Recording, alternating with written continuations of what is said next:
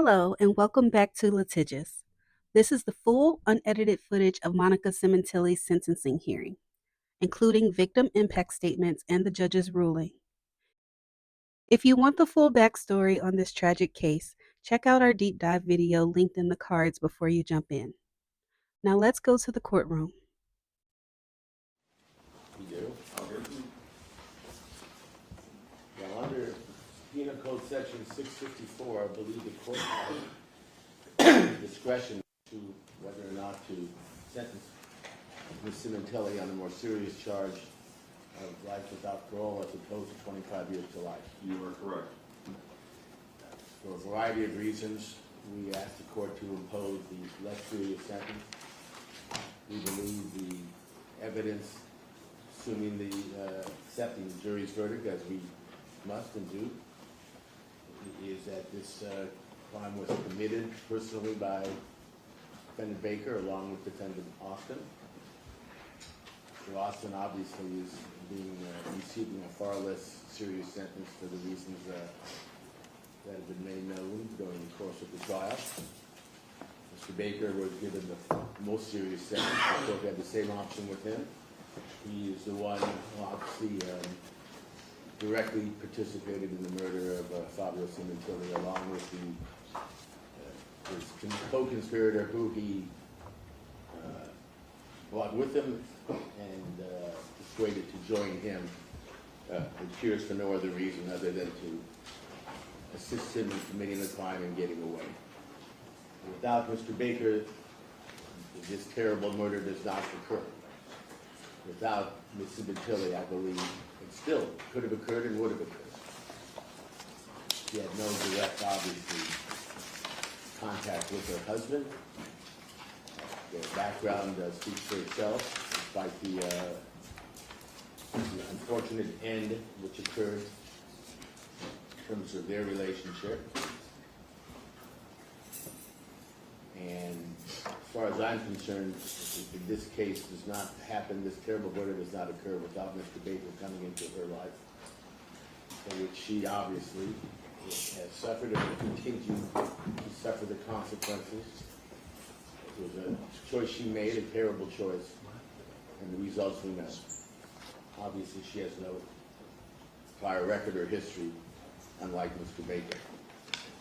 So we'd ask the court to impose a less serious sentence of 25 years to life as opposed to life without parole, which I believe the court does have the discretion to do, and we ask the court to do so. Thank you. Anything else? No. Thank you. The people. Yes, Your Honor. Obviously, I'm sure it comes as no surprise to the court that people categorically disagree with defense counsel's categorization of what went down in this case. This is a defendant who is extremely deserving of the sentence of life without parole. I know from past history in our office, perhaps had there been a different administration, I remember a case regarding the Green Widow who did something similar to this, and she received the death penalty. This is one of the most premeditated, calculated, devious murder conspiracies I've prosecuted during my 31 years at the District Attorney's Office. And as this court knows, I have handled numerous cases involving serial killers. This is a defendant who, but for her actions and her decisions, her husband, Fabio Sementilli, who gets lost in all of this circus that goes on every time we have one of these cases, he would still be alive today.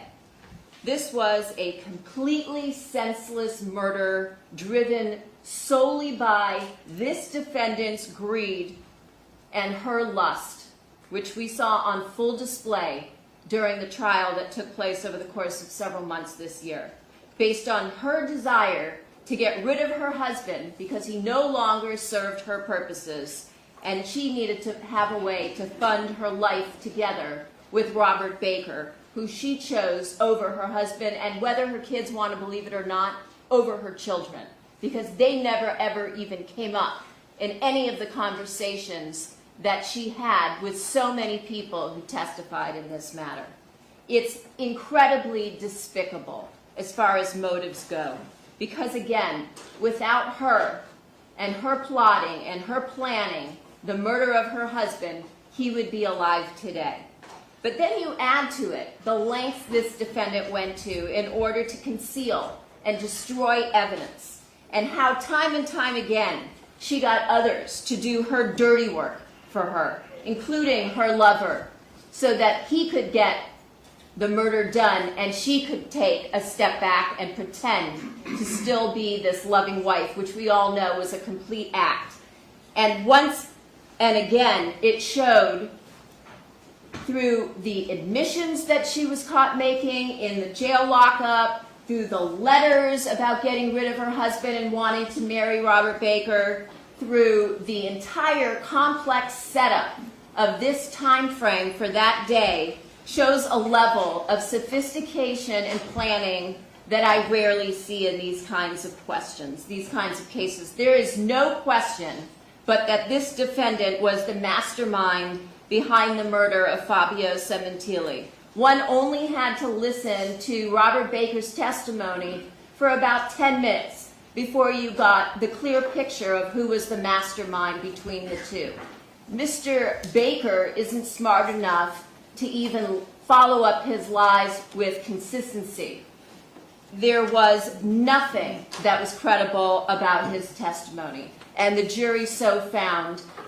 In addition to that, we had the testimony from Christopher Austin, and while he was kept out of the center of the conspiracy between the defendant and her lover, Robert Baker, he knew enough that this was being done at her behest.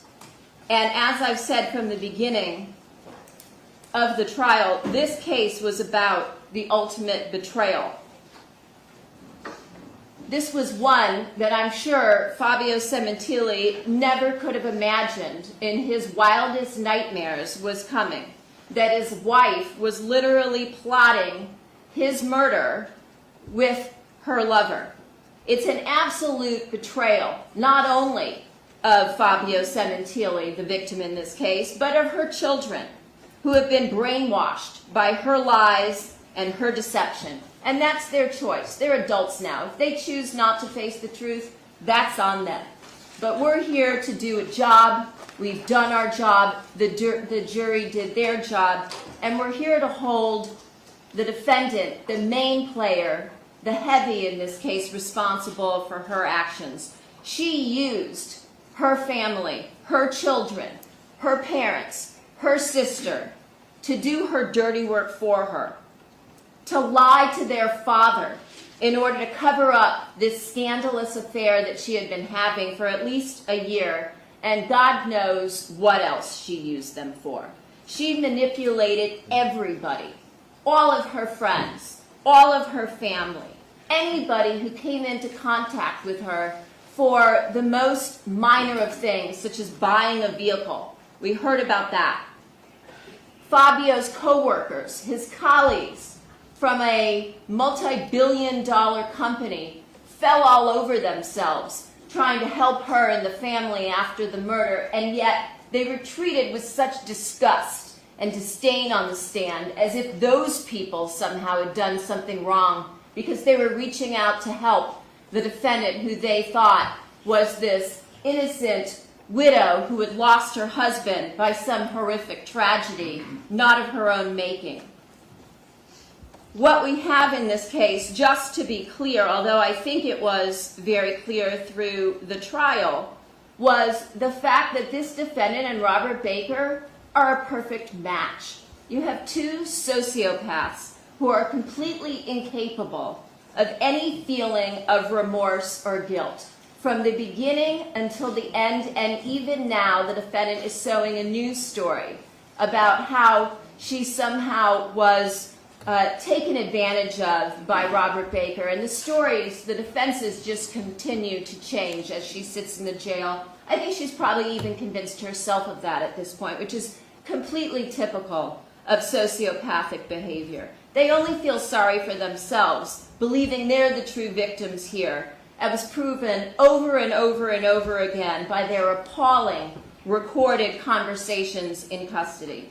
And then you have the outrageous manner that this defendant and her lover chose in order to execute Fabio Sementilli, to murder him in his own backyard, to stab him to death in such an egregious and evil manner as he was relaxing and working out at the pool, thinking that he had his whole life in front of him as his 50th birthday was quickly approaching, having bought himself finally at the age of 49 and a half a used Porsche because he felt like he had earned the right to do that.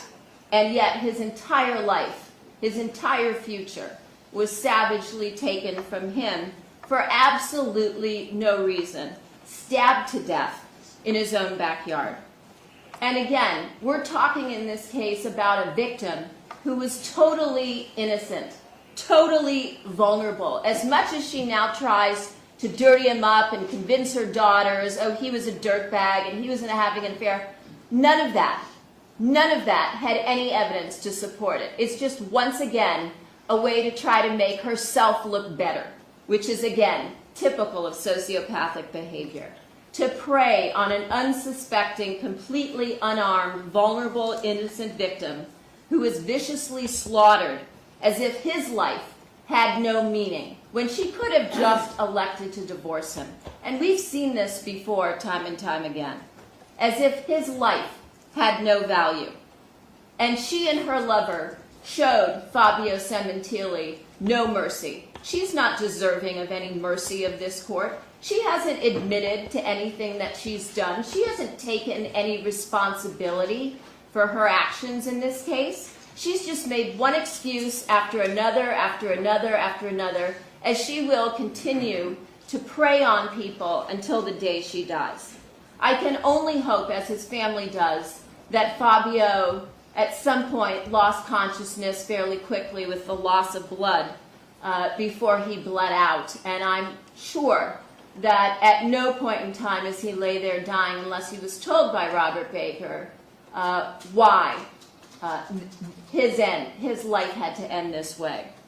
And then to learn that she had planned this murder with Baker to have Fabio slayed initially in a public parking lot, as the court recalls, the night before he was murdered on January 22nd, a Sunday night, when she sent him out to pick up dinner. The sheer arrogance of this defendant is incredibly stunning and shocking, caring not at all for how this would destroy her daughters' lives and the cloud that they will forever live under now going forward based on the Sementilli name and what that means. And I know that the law says a jury can't make a decision based on emotion. And so they didn't really get to learn much about who Fabio Sementilli was. But I did over the course of almost 9 years as I handled this case. I must have spoken to over 200 people in the course of my investigation and preparation of this case. And I couldn't find anybody, although I asked, because I was sure there had to be a skeleton somewhere. I couldn't find anyone who didn't ardently believe that Fabio Sementilli was one of the most genuine, wonderful people they had ever met or ever worked with or ever worked for. Not one person had one bad word ever to say about him. He was beloved, maybe not by his wife, but by everybody else, including his ex-wife. And that says a lot. He was a thoroughly decent human being who wanted the best for everybody he came in contact with. And that's a very unique, rare individual in this extremely difficult world that we live in today. The most important thing to him, according to everybody I spoke to, was his family. And that's why this murder was such a betrayal by his wife. This is also, as I've said, a defendant who perpetuated numerous lies for almost a decade. She's a habitual liar. We presented a ton of evidence regarding that. She has zero remorse. She's taken no responsibility for the murder of her devoted husband, who was devoted to her for over 20 years, even before they were married. And she clearly has earned the right to spend the rest of her life in prison. There was such overwhelming evidence in this case as to guilt, as well as to the special circumstances regarding the murder for financial gain, such as it was at some point the court prohibited us from putting on any more witnesses because there was so much evidence regarding the life insurance, as well as all of the other policies and retirement accounts and monies that Fabio had accumulated over and through his own hard work over decades, bringing himself up from nothing to a hairdresser, to a celebrity hairdresser, to a platform artist, to a vice president of a multi-billion-dollar company, as well as the special circumstance in this case of lying in wait, which we heard in excruciating detail from the defendant's lover, Robert Baker. So at this point, I think that the people and the family, as well as all of his close friends and some of his co-workers, are very anxious for this court to bring justice to this case at long last. Your Honor, could I respond briefly? Normally, I do not allow that, but I'll allow a brief statement by you. Your Honor, I didn't know this was going to be a repeat of our closing argument. I just want to say that the prosecution, Ms. Silverman, has every right to comment on the conduct and the jury verdict regarding the defendant. I do not believe she has the right to demean her family, her daughters, her sister, all of whom know Monica Sementilli far better than the prosecutor, and who continue to believe in her innocence, her background, who she was before this terrible incident, and who she remains. She will be paying for the rest of her life whatever the court decides. But the idea that her family, who testified on her behalf, somehow makes them less individuals who care about their father or their mother-in-law or care less about what occurred here is simply wrong. They love their daughter, and they love their sister, and they love their mother. And that is their right. And they testified under oath here what they felt and believed and still believe. I do not think it's proper for the court to consider, and I don't think the court will, but for the prosecution to attempt to demean their character and their love for their mother and their sister, as Ms. Silverman has just done, and I object to it. All right, thank you. Ms. Simmons, anything further? Yeah, I did no such thing. There are. All right, if I can, I'm addressing all those that are going to testify or give a statement. You do so at the podium. Identify yourself, please, and you talk to me. You do not talk to the defendant.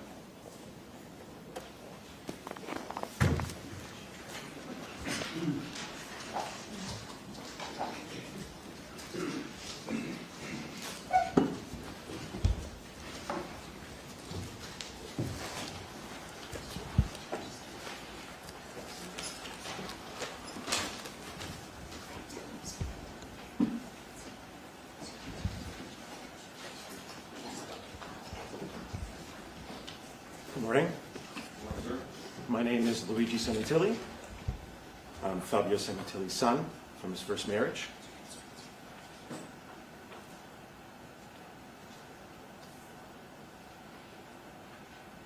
One day, Zarathustra had fallen asleep under a fig tree, owing to the heat, with his arms over his face. And there came an adder, and it bit him in the neck, so that Zarathustra screamed with pain. When he had taken his arm from his face, he looked at the serpent, and then did it recognize the eyes of Zarathustra, wriggled awkwardly, and tried to get away. "Not at all," said Zarathustra, "as thou hast not yet received my thanks. Thou hast awakened me in time. My journey is yet long." "Thy journey is short," said the adder sadly. "My poison is fatal." But Zarathustra smiled and said, "When did ever a dragon die of a serpent's poison? Take thy poison back. Thou art not rich enough to present it to me." Then fell the adder again on his neck and licked his wound. I wish I could embody this Nietzschean virtue. I always thought that when this moment came, I'd have a holster full of the nastiest, most vengeful and vitriolic words I could possibly muster to do my part in speaking truth to power and righteousness to evil. But that's not what I'm going to do here today. I have no poison to give back to the adder. Because I've come to believe that you become what you behold.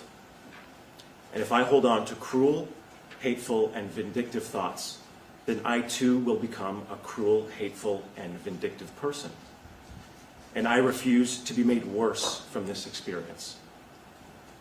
Instead, through my own alchemy, I transmute the poison into a life-affirming vital essence to become a better and more resilient version of myself. That is my metamorphosis. I will now recite one more reading from a work of fiction, and that will conclude my statement. By rights, we shouldn't even be here, but we are. It's like in the great stories, the ones that really mattered. Full of darkness and danger they were, and sometimes you didn't want to know the end, because how could the end be happy? How could the world go back to the way it was when so much bad had happened? But in the end, it's only a passing thing, this shadow. Even darkness must pass. A new day will come, and when the sun shines, it will shine out the clearer. Those were the stories that stayed with you, that meant something, even if you were too small to understand why. But I think I do understand. I know now. Folks in those stories had lots of chances of turning back, but they didn't. They kept going. Because they were holding on to something. What are we holding on to? That there's some good in this world, and it's worth fighting for. Thank you. Thank you, Mr. Sementilli.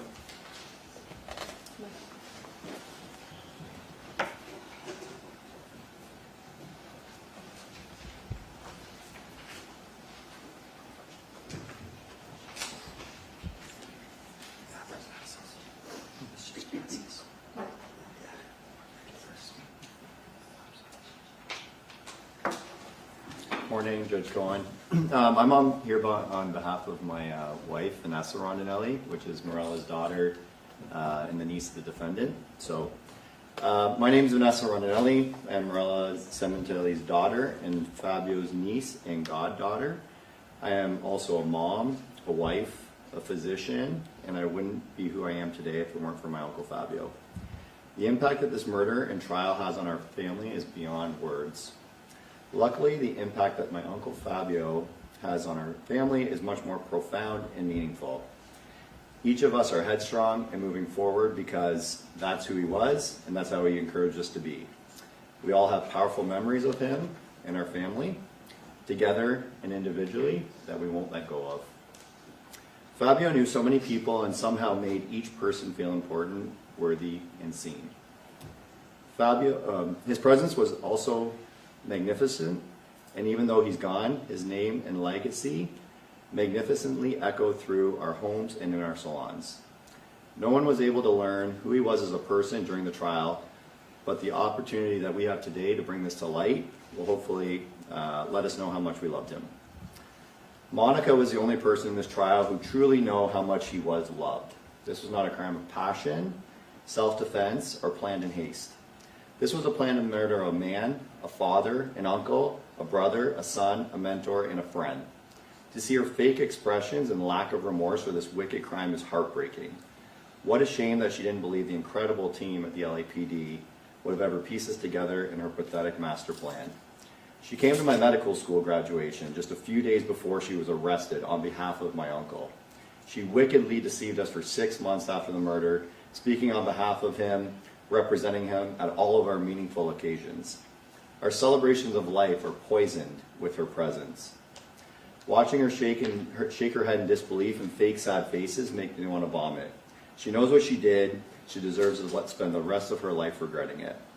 Judge Cohen, I trust that you consider how much Fabio's loss has negatively impacted her family, not only because he was an incredible person, but because of how heinous this murder was, and the incredible damage Monica has done to our family and her own. Thank you. Thank you, sir.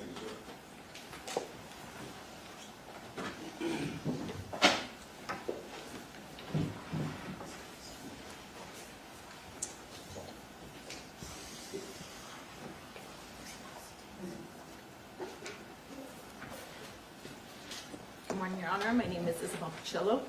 I'm married to Daniel Pacillo, one of Fabio Sementilli's nephews. I've never had the chance to meet Fabio. Over the years, I've heard countless stories about him, stories that painted the picture of a kind, generous, and remarkable man. But that's all I'll ever have, other people's memories and stories. I'll never get a chance to know him myself. That opportunity was stolen from me by Monica. Because of her, I've had to watch my husband and his incredible family relive a trauma so deep, so devastating that the wounds it left will never fully heal. Because of her, my first year of marriage was not filled with the typical joys, celebrating new beginnings and building a life together. Instead, every happy moment was shadowed by grief. Every celebration came with a painful reminder of what was lost. The hardest part has been watching my best friend, my husband, struggle. I've seen him consumed by sadness, anger, and depression. I've sat beside him feeling helpless, knowing there was little I can do other than just be there and hold space for his pain. Monica, you've caused me sleepless nights, stress, constant worry, not just for Daniel, but his entire family. During the trial, I sat in this courtroom for days, followed along when I couldn't be here in person. The evidence presented was overwhelming. It revealed the cold, calculated nature of who she really is. I'm grateful the jury saw the truth and delivered the only just verdict, which is guilty. Monica deserves to be exactly where she is today, in that ugly jumpsuit. In fact, I believe she deserves worse for orchestrating this horrific murder and destroying not only her own life, but the lives of so many others who must now grow up knowing who she is. Monica's sentencing doesn't undo the pain, but it sets us on the right path to begin healing. Thank you, Your Honor.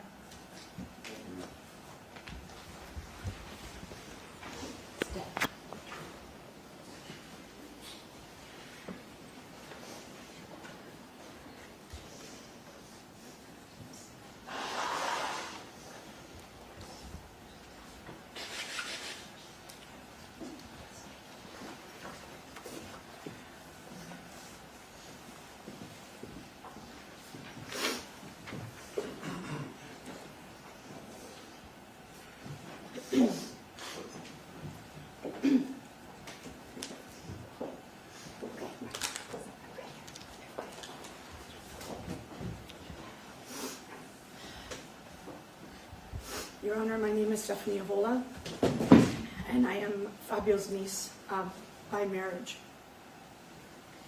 Your Honor, I stand here today a woman traumatized, angry, and heartbroken.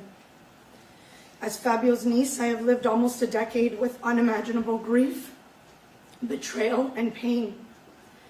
I am here not only as a family member who loved Fabio deeply, but also as a colleague in the hair industry who witnessed his brilliance firsthand. My life was shattered the day he was taken from us. In a way so brutal, so senseless, and so deliberate, it defies comprehension. On January 23rd, 2017, almost 9 years ago, life as I knew it ended. That was the day my uncle, Fabio Sementilli, was brutally stabbed to death in the backyard of his own home on my birthday. The same home where he had built a life, raised a family, and welcomed people with open arms. And the same home where his wife, Monica Sementilli, the woman he trusted more than anyone, conspired to have him murdered. Fabio Sementilli was everything his killer, Monica Sementilli, is not. He was kind, he was loyal, he was generous, he lifted people up, he didn't destroy them. He led with integrity, he loved with his whole heart. He made people feel seen, valued, safe, and inspired. Fabio brought joy, wisdom, and light to the world and everyone around him. Monica Sementilli brings darkness, manipulation, deceit, destruction, and death. Fabio gave his entire life to building others up. Monica spent years secretly tearing his life down. Fabio was loved. Monica is despised. Fabio Sementilli wasn't my uncle by blood, but he was my uncle in every way that truly mattered. He was family. He taught me to believe in myself, to chase my dreams, and to build honest relationships. He showed me the importance of family, family created through friendship, through work, and through love. He taught me about an industry he loved deeply.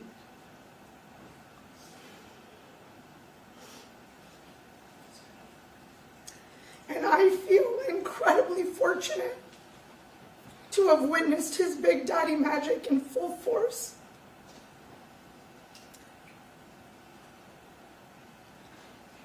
Both on stage and behind the scenes. Fabio carried himself with grace, humility, laughter, and joy. He was always the first to raise his hand to tell a joke, to lighten the mood, to laugh until you couldn't breathe. He was the first to greet you with a giant smile, to run over and wrap you in one of his unforgettable bear hugs. And for me, he was always the first to say, "Hey, Angel, how are you?"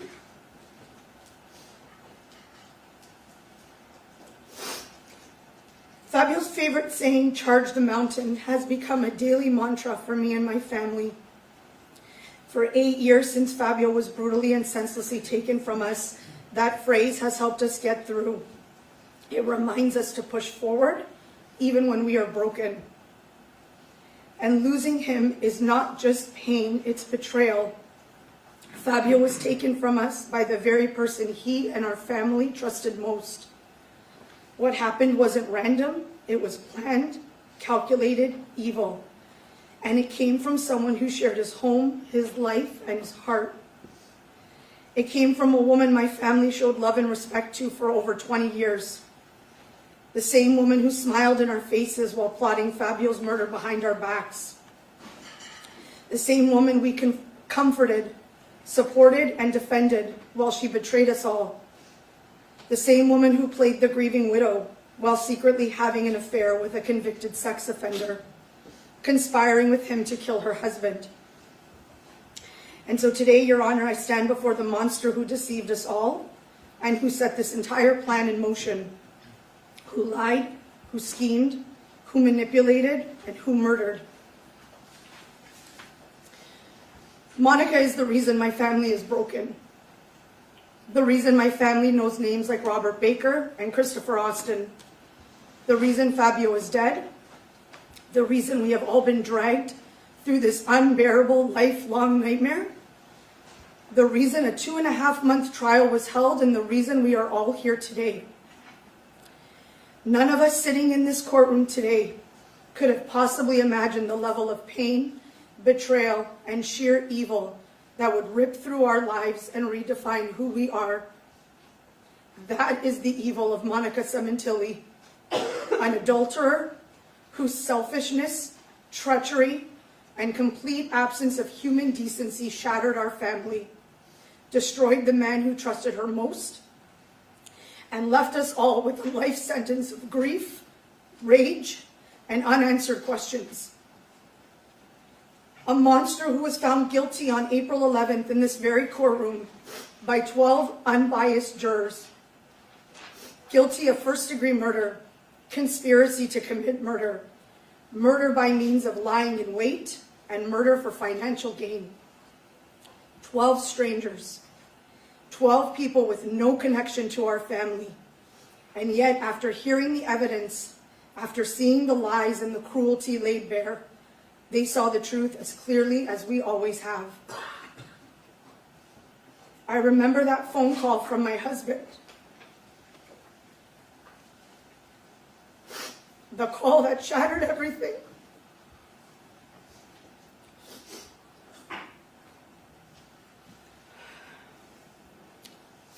He He told me Fabio had been murdered.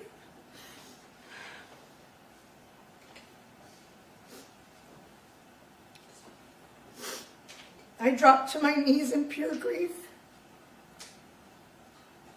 Pain shot through my body like electricity.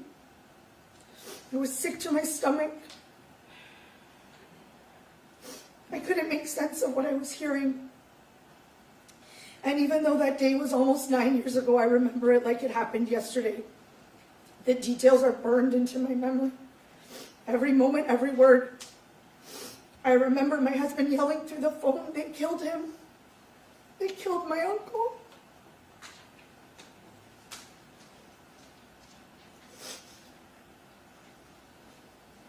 I remember the horror that gripped me.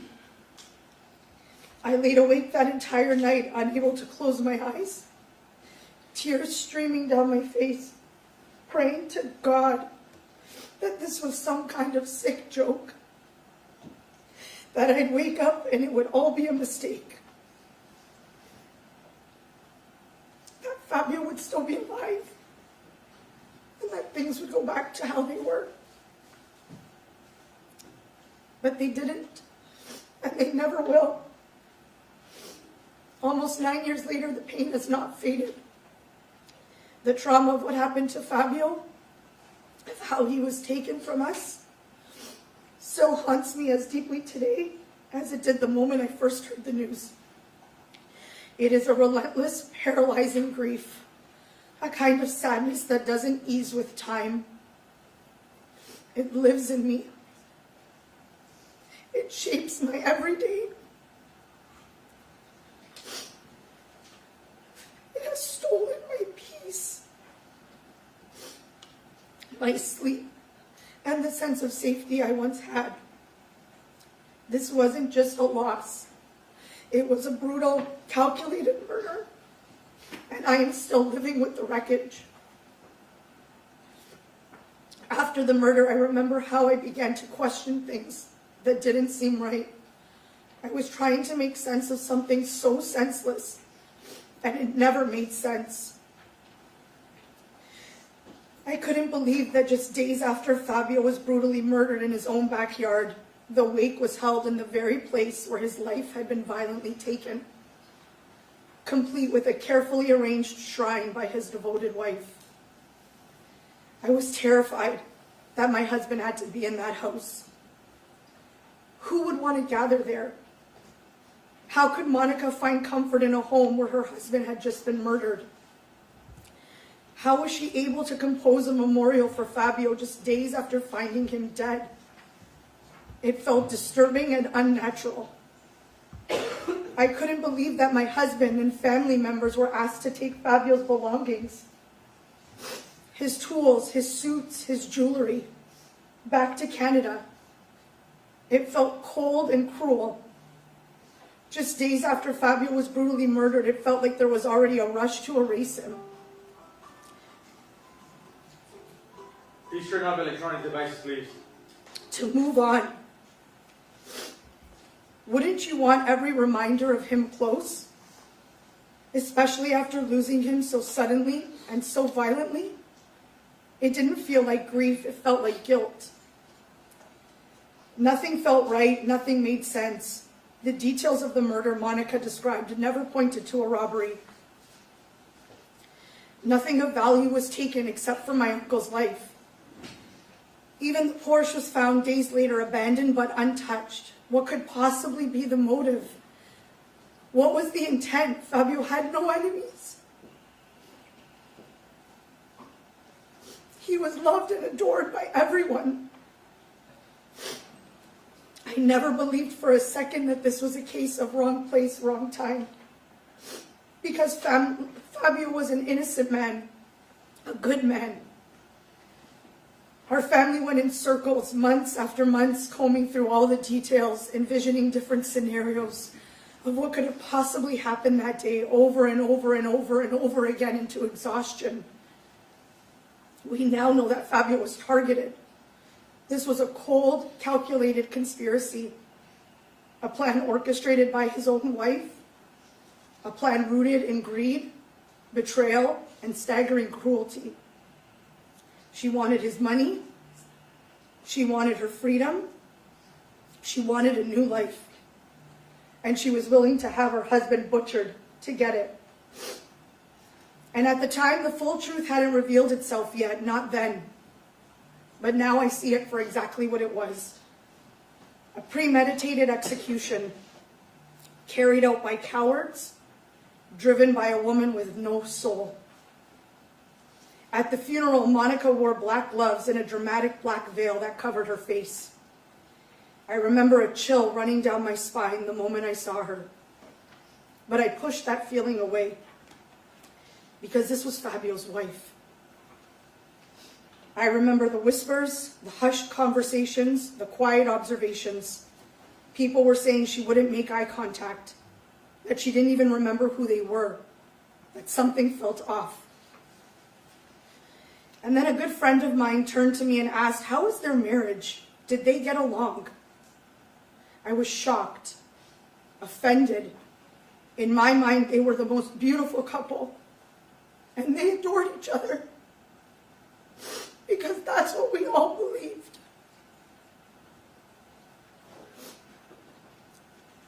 And from that point on, there was a string of events that just never felt right. His cremation, the 1-month memorial mass, Easter with my family. We were shamed for asking about the investigation, told not to speak of that day or contact police. We were silenced into pretending things were normal when nothing was. And then Monica continued to live in that house.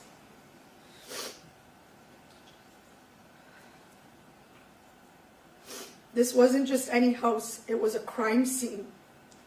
It was the place where her children lost their father in the most violent, terrifying way imaginable. And still no urgency to restore the security system and no concern for her daughter's safety. I was living thousands of miles away and I was terrified for them. I felt hopeless. I now know that Monica never needed protection because she had a very clear understanding of exactly who the killers were, and she was one of them. My family was manipulated into believing that all of these devious actions were somehow normal, that this was just grief, that Monica was just doing her best to cope. Out of love and respect for Fabio, we silenced ourselves because we believed that honoring her was what Fabio would have wanted, because we loved him that much. I remember the day of my youngest child's baptism, April 2nd, 2017. My mother-in-law and Morella, devastated and heartbroken, were speaking on the phone with Monica. They wanted so desperately to comfort her, to check in on her and the girls, to help her through her grief, even from thousands of miles away. And Monica, you made them believe you were inconsolable. You cried on the phone. You were too distraught to talk. You told them it's just not a good day for me. And they believed you because they loved you, because they trusted you. But in court, we learned the truth. Just days before that call, you were in Las Vegas with your lover and co-conspirator, Robert Baker. You weren't grieving, you were partying. You were parading around like a teenager. You were grabbing crotches. You were whoring yourself out to the man who you conspired with to slaughter Fabio, acting like a desperate, soulless woman with no shame, no conscience, and no remorse. But the truth is, that wasn't an act. That was you being exactly who you are. Desperate, soulless, and utterly devoid of any humanity. You're diabolical, evil, and sick. And that Vegas trip, that was one of just the many trips with your murdering lover in the 6 months before law enforcement could catch up with you. The most insulting of them all was the I'm going to go walk a golf course alone in Fabio's honor trip. By then, even your own family was starting to see through the lies. Even they couldn't pretend anymore. I was there as you accepted the Lifetime Achievement Award on behalf of the man you murdered. The man loved and adored by every single person on that stage and in that room. Your performance didn't fool anyone. Your act was crumbling, and your bullshit was impossible to ignore. June 14th, 2017, the puzzle that had tormented me with sleepless nights and endless grief finally fit together. You, Monica, and your vile lover, Robert Baker, were arrested for the murder of Fabio Sementilli. I remember hearing the news and feeling for the first time like the weight of grief that had clung to my soul was finally lifted. Suddenly it all made sense, every single piece of it, every unanswered question, every gut instinct, it all fit together to tell the story of who you really are. That night, after 6 long, agonizing months, I cried tears of relief. But that relief was short-lived, because the arrest didn't just bring answers, it opened the floodgates to the truth. And the truth was even more horrifying than anything I could have ever possibly imagined. Sitting through this trial, watching you smirk and scribble, while I listened to every horrifying detail, was the most painful experience of my life.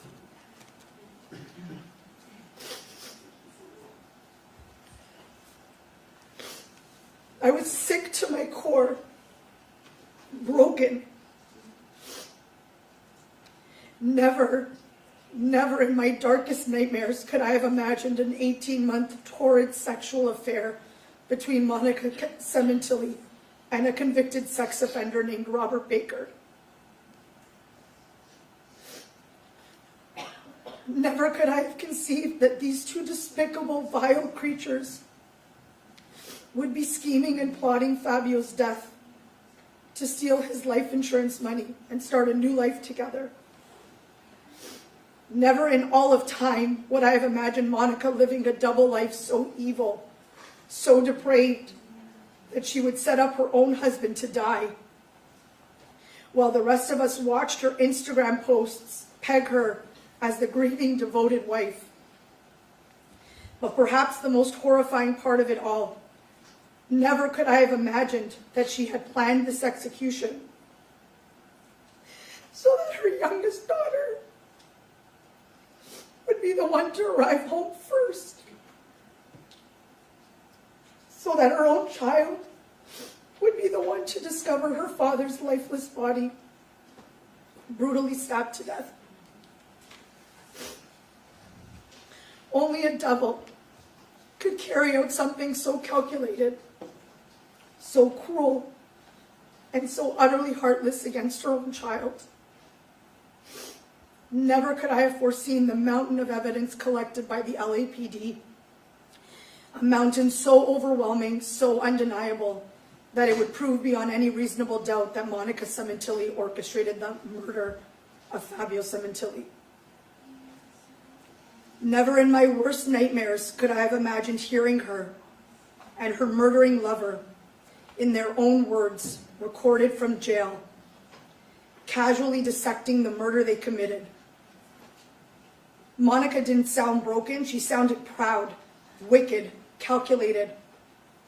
I was sickened to hear her profess her love for the man who police told her slaughtered her husband. My poor uncle had no idea the devil that lay beside him. On the recordings, you could hear the two of them whispering, laughing, and scheming, spewing lies to get the evidence to fit their version of reality. I was listening to the minds of two full-fledged, cold-blooded criminals, and I was sick. They discussed the lack of video surveillance, not just on the day of the murder, but even mentioning the attempt the day before. They discussed the DNA. They spun a cover story so outrageous, it was an insult to all of us. She panicked over her Viber messages, wiped a computer clean, and even talked about erasing the Sementilli name. This is a betrayal so deep, it is unforgivable. Never once did we hear sadness, Never once did she express grief over the loss of her husband, the father of her children, the man she spent 20 years with. She never once, since her arrest, has said Fabio's name. She never begged for justice. She never pleaded for the police to find the real killers, because she is the real killer. Fabio's death was never a trauma for Monica. Instead, it was an obstacle, something she had to get through and move out of the way so that she could begin her new life of freedom. That's why it was so easy for her to lie and manipulate the facts surrounding his murder. She wasn't distraught, she had planned it. She had been so far removed from the reality of what she was doing for so long that by the time it happened, it meant nothing to her.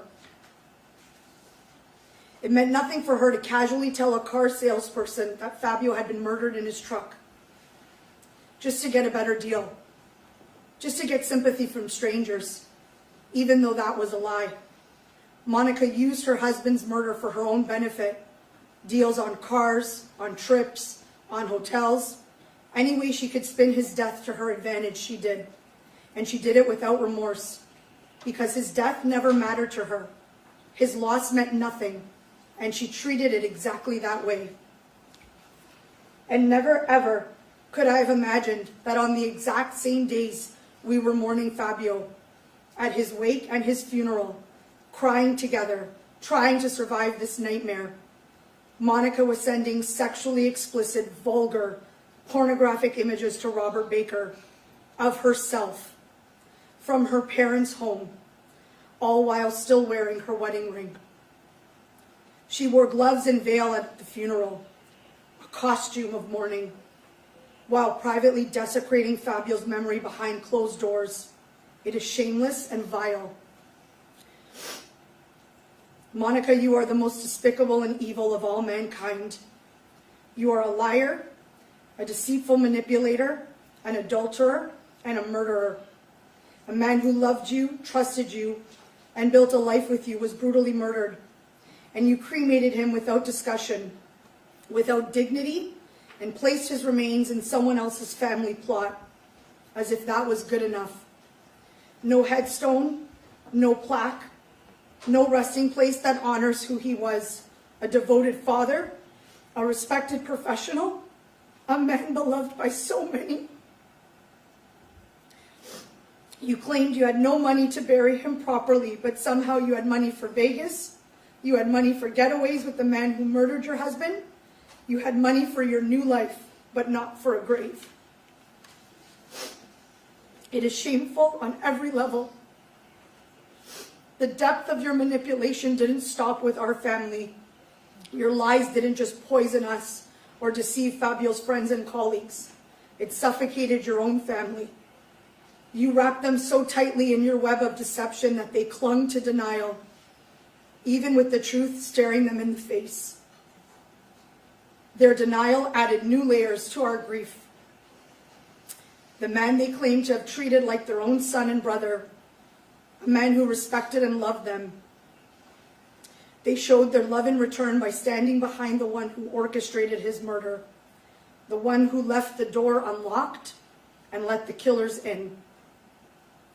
Robert Baker and Christopher Austin would have never crossed paths with Fabio, never, if it weren't for Monica and her despicable, adulterous lifestyle. Monica put those men into his life, and Monica signed his death warrant. And to be clear about one thing, every single piece of evidence collected and presented in this case was created by Monica. Every person she lied to, manipulated, used, deceived, and betrayed came forward to tell the truth and expose the real monster she is. The pornographic images, the digital evidence, the deleted emails, the digital surveillance, the lies to law enforcement, the safe, the Viber messages, the deceit around the home security system, Robert Baker, her phone code, the same phone from which she sent thousands of messages to her lover, messages plotting the murder of her husband. The jail recordings, the intercepted calls, and those disgusting jail letters, and on and on and on. All of that came from her, not the police, not the prosecutors, not the judge, not the court, not Fabio's friends and families. She built the Mount Everest of evidence that revealed her true self, a sick, twisted, depraved, demonic, diabolical monster. And let's also be very clear about this. The victim in this case is Fabio Sementilli, the man she conspired to kill with her lover. And the other victims? Every single person who loved him. Every single person she manipulated, deceived, and lied to. They are the victims of her evil. And every single one of them is glad that she is exactly where she belongs for eternity. Your Honor, today I stand before you in honor of Fabio. I stand in truth, in pain, but in strength. As Fabio always told me, charge the mountain. Today I am charging that mountain. For him, for our family, for every single person whose life was touched by Fabio Sementilli's light and shattered by Monica Sementilli's darkness. We are the victims, and she is exactly where she belongs.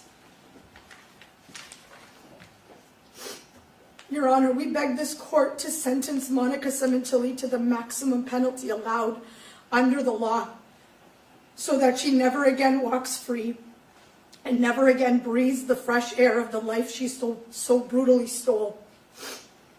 Let her spend the rest of her days behind bars, vanishing into the darkness that mirrors her soul. Our family deserves peace, knowing that, like a rabid animal, she has been locked away, trapped in the cage of her own destruction for eternity. Let us never again speak her name in the same breath as Fabio's. Let us forget everything about her, who she was, who she pretended to be, and who she actually is, for she is nothing. Nothing but a hollow shell, a soul devoid of any humanity. Let her be haunted for the rest of her days by Fabio's voice, his laughter, and his face, every single time she closes her eyes. There will be no peace, no silence, just the constant echo of the man she betrayed and destroyed, the man she will never outrun, even in her sleep. Let her be forgotten as the clump of nothingness that she is. Her mantra is ride or die. Well, Monica, now you can ride or die in prison. Thank you.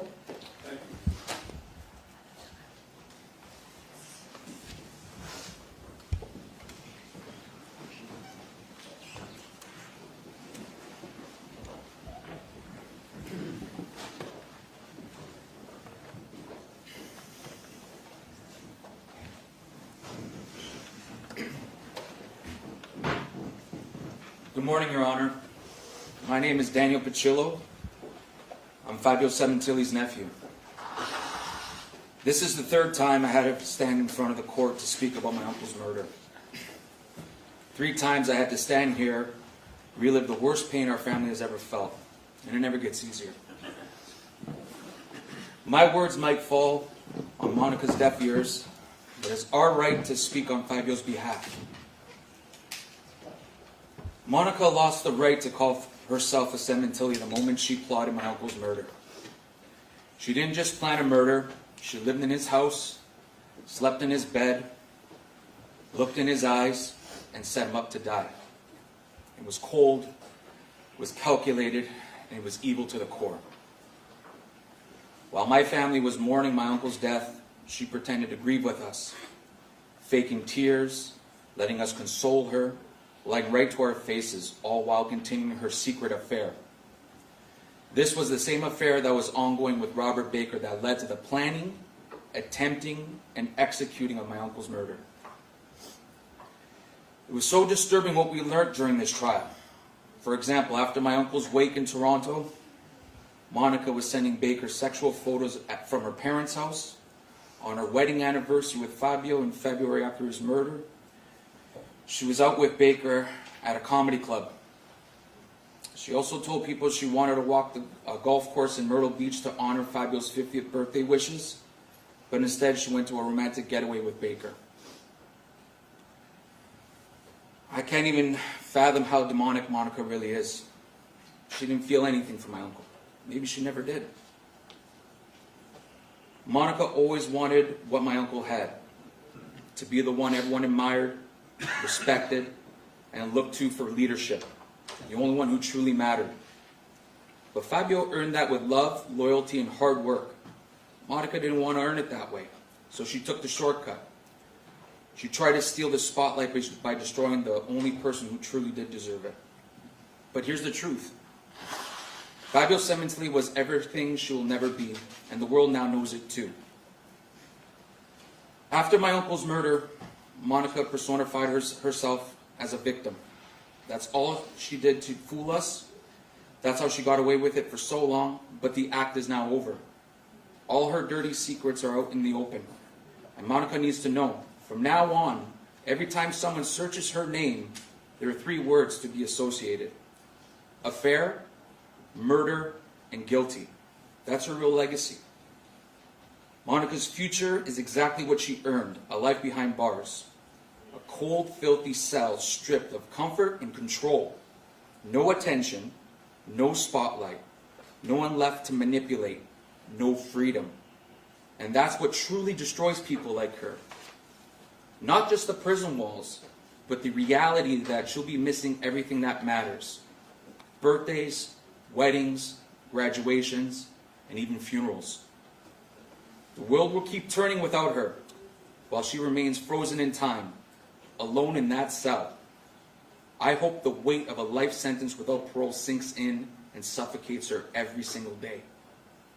In closing, Fabio mattered. His life meant something, and his death was for nothing. I miss and think about my uncle every day. I have his picture hanging in my office, where I still ask for his advice. I miss him dearly. Monica's decisions and actions left scars we'll carry forever. Judge Cohen, I ask you, don't let anyone else suffer as we have. Please sentence her to the fullest extent, life without the possibility of parole. For our Fabio and for our family. Thank you. Your Honor, I have a statement to read before the last couple. This is from Vonda Carino, the former wife of Fabio Sementilli and Luigi's mother. Your Honor, Judge Cohen, I am the person whose life was upended the moment she chose to involve herself with my then husband Fabio, a married man, the father of my young child. She did not just interfere with a marriage, she dismantled a family. What she took was not just a man, but the foundation of my home, the security of my son Luigi's childhood, and the unity that once held our family together. Because of her, Luigi became a latchkey kid during the week and a suitcase kid every other weekend, living by the terms of a divorce agreement. She was quick to invoke her Italian roots when it suited her, declaring divorce was not an option for her. So why was it expected to be one for me? It began with her taking Fabio from me and my family, and somehow that was not enough for her. In the end, she took him from everyone, with no sorrow, no shame, and no remorse. Having never lifted a finger, she remains blind to the realm of selfishness and sacrifice, concepts foreign to a life untouched by struggle. She took what she wanted because the heaviest decisions she ever faced were whether to sunbathe, hit the gym, get her nails done, or pick an outfit. Choices born of comfort, not cost, and yet even that did not satisfy her. She is nothing more than a parasite who lived off the backs of Fabio's sacrifices and claiming worth from achievements that were never hers to begin with. And with one act, she ripped a father from his children, a son from his mother, a brother from his siblings, an uncle from his nieces and nephews, and a friend from countless hearts. She did not just end a life, she shattered entire generations. She needs to face the weight of that. She got herself exactly where her actions led her, isolated, directionless, and utterly responsible. I thank the court for your time. Thank you.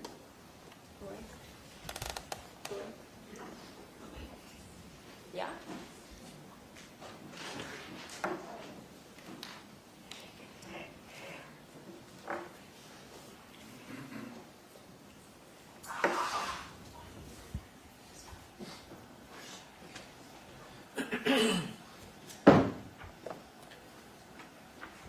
My name is Anthony Piccillo, Fabio Sementilli's oldest nephew.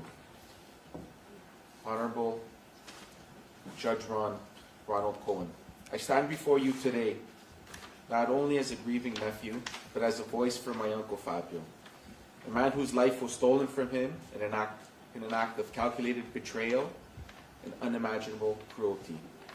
Fabio was more than a husband, father, brother, son, and friend. He was a radiant person with a huge smile, a booming laugh, and a presence that brought joy and energy wherever he went. He built a beautiful life through hard work, dedication, and extraordinary talent. And he gave everything to the people he loved, especially his children. What happened on January 23rd, 2017 was not a crime of passion or impulse.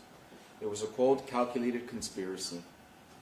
Monica Sementilli, the woman Fabio trusted most, his wife for over 20 years, helped orchestrate his murder for money, lust, and freedom from a man who had done nothing but love her.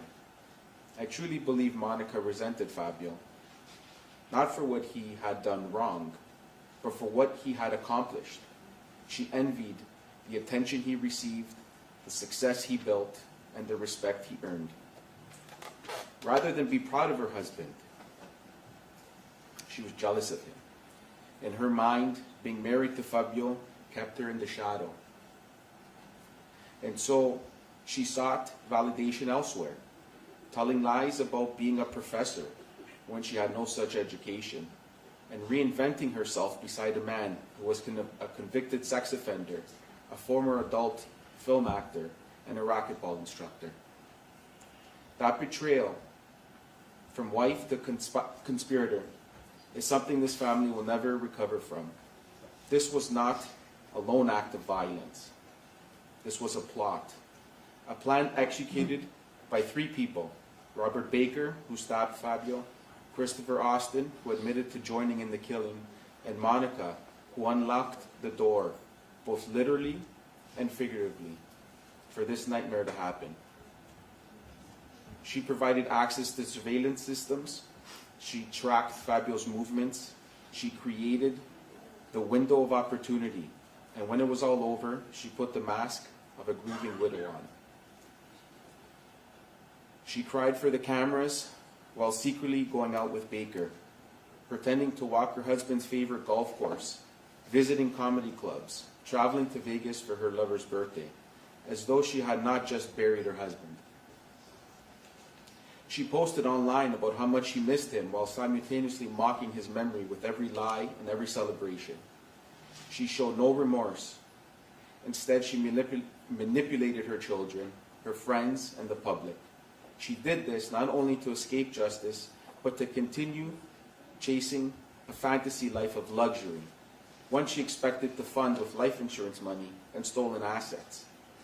She betrayed not just Fabio, but her daughters and stepson. She left them without a father, and worse, with the lie that her mother had no role in it. In doing so, she shattered our family's bond and created a divide that still lingers today. We now live with the unbearable knowledge that Fabio, a man full of life, hope, and generosity, died terrified, restrained, and pleading for mercy. His daughter came home to discover the aftermath. That horror will never leave us. We lost more than Fabio that day. We lost our peace, our sense of family, and our belief that those closest to us can be trusted. We lost a light in our lives. a man who deserved so much better. For all of this, we respectfully ask the court to impose the maximum sentence allowed under the law. Life without the possibility of parole. Monica Sementilli made choices rooted in greed, envy, and manipulation. Choices that cost an innocent man his life. This sentence will not bring Fabio back, but it will send a clear message that such evil, masked behind a smile, cloaked in deceit, will not be forgiven. We will carry Fabio in our hearts every day, and we ask that the sentence reflect the loss of our family has suffered and the extraordinary cruelty of this crime. Thank you, Anthony Piccillo, Fabio's oldest nephew.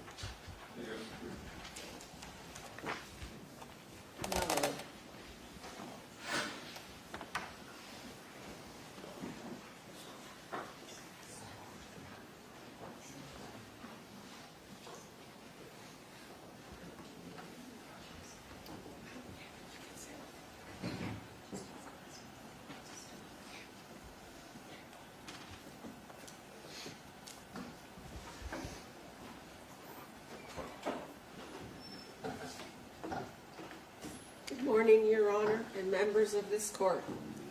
My name is Loretta Piccillo. I'm Fabio's eldest sister. I stand before you as a sister whose life was shattered by unimaginable betrayal. I am filled with pain, bitterness, and heartbreak. On January 23rd, 2017, my brother Fabio was ambushed in his own backyard, stabbed multiple times. One of those wounds pierced straight through his heart. They silenced him, held his eyes closed, covers his mouth, and he never stood a chance. And the person responsible wasn't a stranger. It was the woman we had welcomed into our family for over 20 years, his wife, Monica. I am ashamed to admit that Monica was my sister-in-law for 2 decades. We treated her like family, and she betrayed all of us. That day, she told Fabio she was going out to get dinner and left the front door unlocked so that her lover and accomplice could enter the home. Monica walked out knowing full well that within minutes, her husband, Fabio, will be viciously attacked and held down. Only a demon could orchestrate the murder of a loving husband, then savagely time it so her own daughter would come home to find her father's lifeless body lying in a pool of blood. Family meant everything to Fabio. I try to pick up the pieces of my broken heart. I still can't make sense of it. How does a woman who had everything desire a dirty life of multiple partners, sex-crazed men act like a slut, wearing sleazy outfits? You had it all, Monica, and you threw it away. You burnt it to the ground. For what? Lust? Greed? Attention? There's a darkness living inside of you that no mortal can understand your evil treason. You're rotten through and through. No amount of pretending, lying, or manipulating will ever hide the truth. We all saw and heard. She is demonic for the merciless crime on my vulnerable, defenseless man. Fabio's strength was his presence, steady, warm, unforgettable. He had a bold, radiant force that drew people in and made you truly feel seen. His laughter was the soundtrack of every room he entered, deep, joyful, full of life. You always wanted to be near Fabio, because wherever Fabio was, that's where the party was. I miss him more than I can ever express. I want to thank him for being the greatest brother, the heart, the soul of this family. We will never stop speaking his name. I love my brother Fabio We share childhood memories and laughter that only siblings who had truly adored each other know. I could call him at any time. He'd answer. "How are you, my beautiful sister?" He would make me laugh. It's all the little things he did that left a mark on my heart for him. And he should still be with us today. My heart is permanently broken. He mentored people across the world. He gave without ever expecting anything in return. I am forever proud of my brother, especially when people from all over the globe share on how Fabio changed their lives, how his kindness, wisdom, and generosity left a lasting mark. As Fabio grew older, he held a broken family together with strength, laughter, and love, never once complaining. My brother was so excited to turn 50 in 2017, and it is agonizing to reminisce of the 50th birthday celebration that never happened. All he wanted was to go to Pebble Beach. How can I ever forget this deceit? How will I ever heal? When will there ever be rest for my heart? I turn to you, Judge Cohen, to facilitate a sentence fit for the monster who took away his right to live. The same woman who sat at our dinner tables, laughed with us at our birthdays and holidays, was the calculating architect of my brother's murder. My heart sank when I came day after day to this courtroom, week after week, afraid to learn that there was an earlier attempt to take Fabio's life on January 22, learning that she was planning on taking his life in a plaza while ordering food for his girls is a visual I can never forget. Monica never displayed an ounce of sorrow or a tear, regret, or responsibility. She sat there with a stupid look on her face and a pout with sheer malice, lips pressed together in a frown, but her eyes gave it all away. I saw arrogance. The prosecution delivered a mountain of evidence, unraveling the truth for the world to see and hear. I was traumatized all over again, day after day, week after week, the chilling truth of the secret life Monica had been living. And hearing Baker and Austin explain the most unbearable details, hearing how they crept up on my brother while he was sitting peacefully in his favorite chair, a place that was supposed to be his sanctuary, turned into the site of his execution. Monica, for this, I pray you will burn in hell. Your pathetic soul can rot from the inside out for all I care. I will recover, knowing that you are in a hellish prison, serving a life sentence, which is still not enough for what you did to Fabio. You manipulated your daughters, your stepson, our family, Fabio's co-workers, and friends, using everyone for blood money so that you can fund that animal of your boyfriend, Baker. In these 8 long years, I never imagined the cruelty I learned of her doing in this courtroom. I am embarrassed of the woman I called my sister-in-law. I never saw the side of her that was sex-crazed and demonic, seeking out swingers and seeking out sex on apps. I will never forget the moment I lost Fabio. Monica called and said, "They killed Fabio." My mother screamed that echoed through the neighborhood. My husband and son sobbed uncontrollably, frozen by the unbearable pain.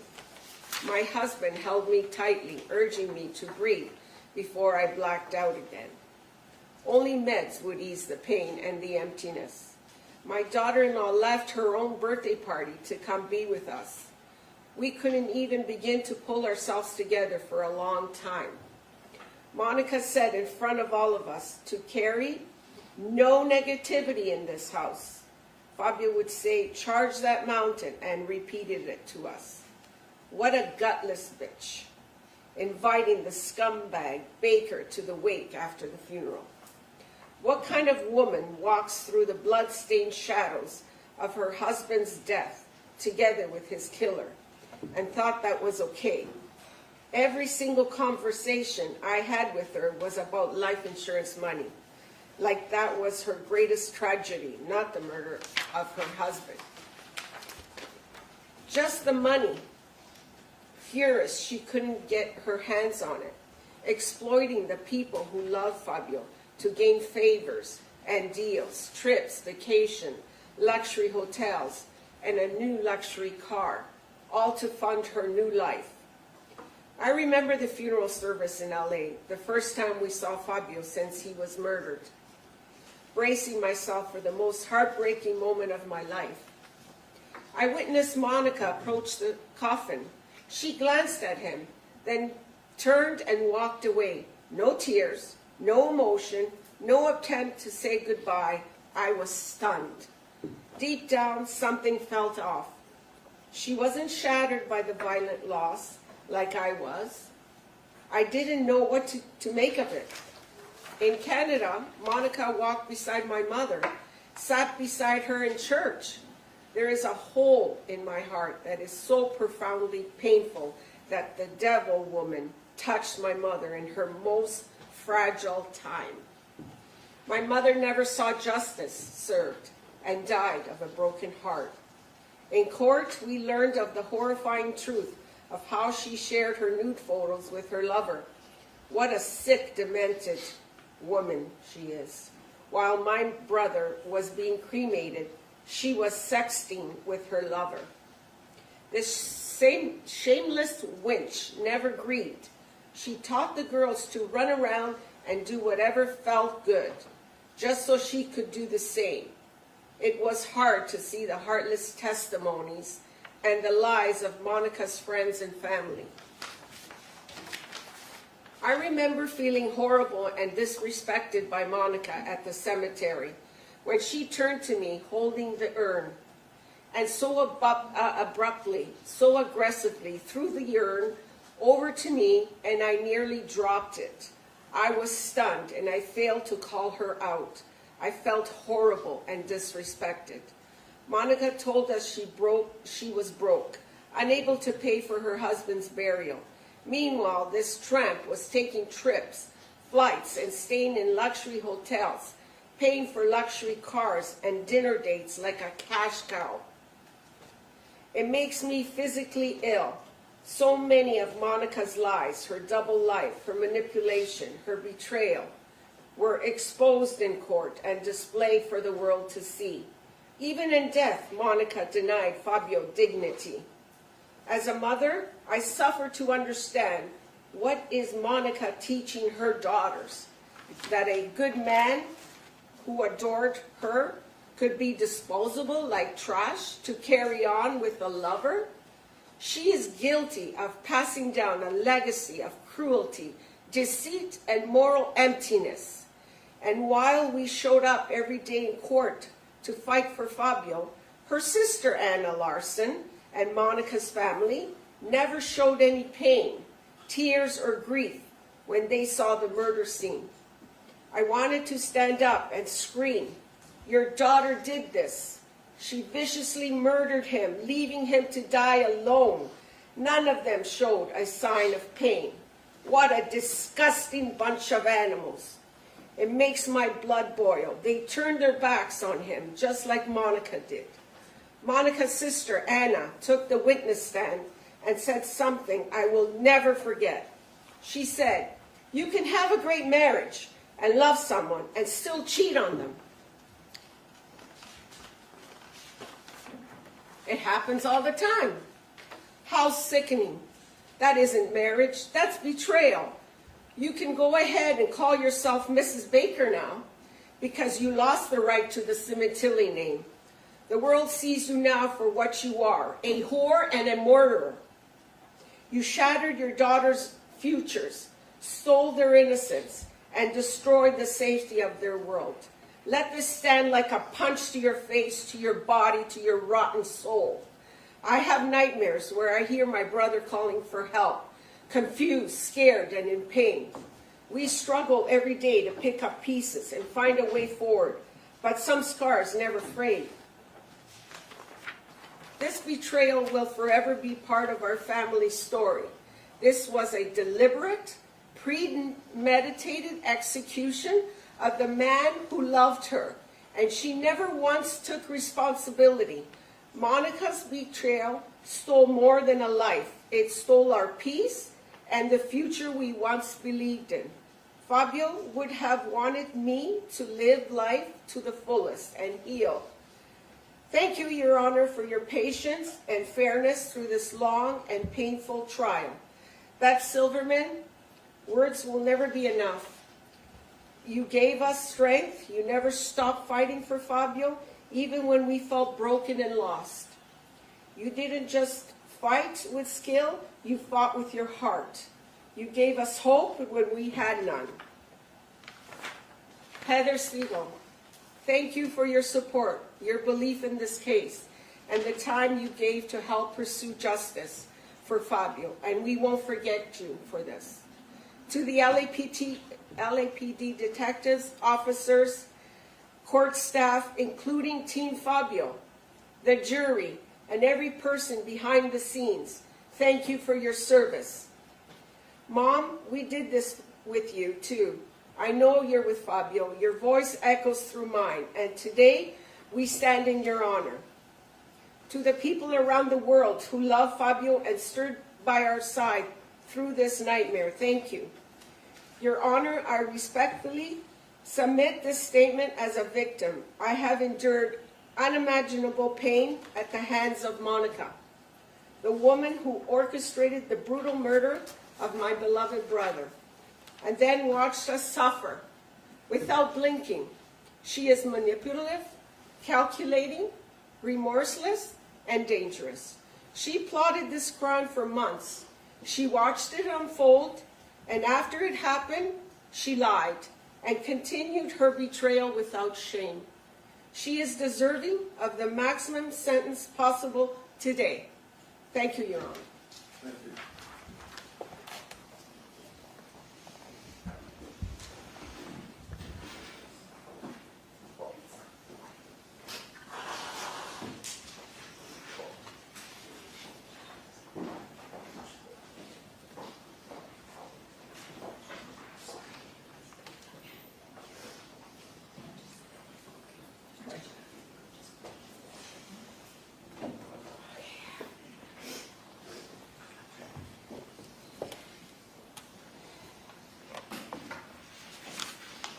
Good morning, Your Honor, members of the court.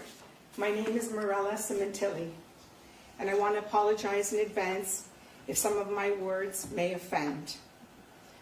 There has been no deeper pain than losing Fabio at the hands of betrayal from the woman he honored. What Monica did shattered more than just my life. The details of her lies tore through my heart as I sat in this courtroom.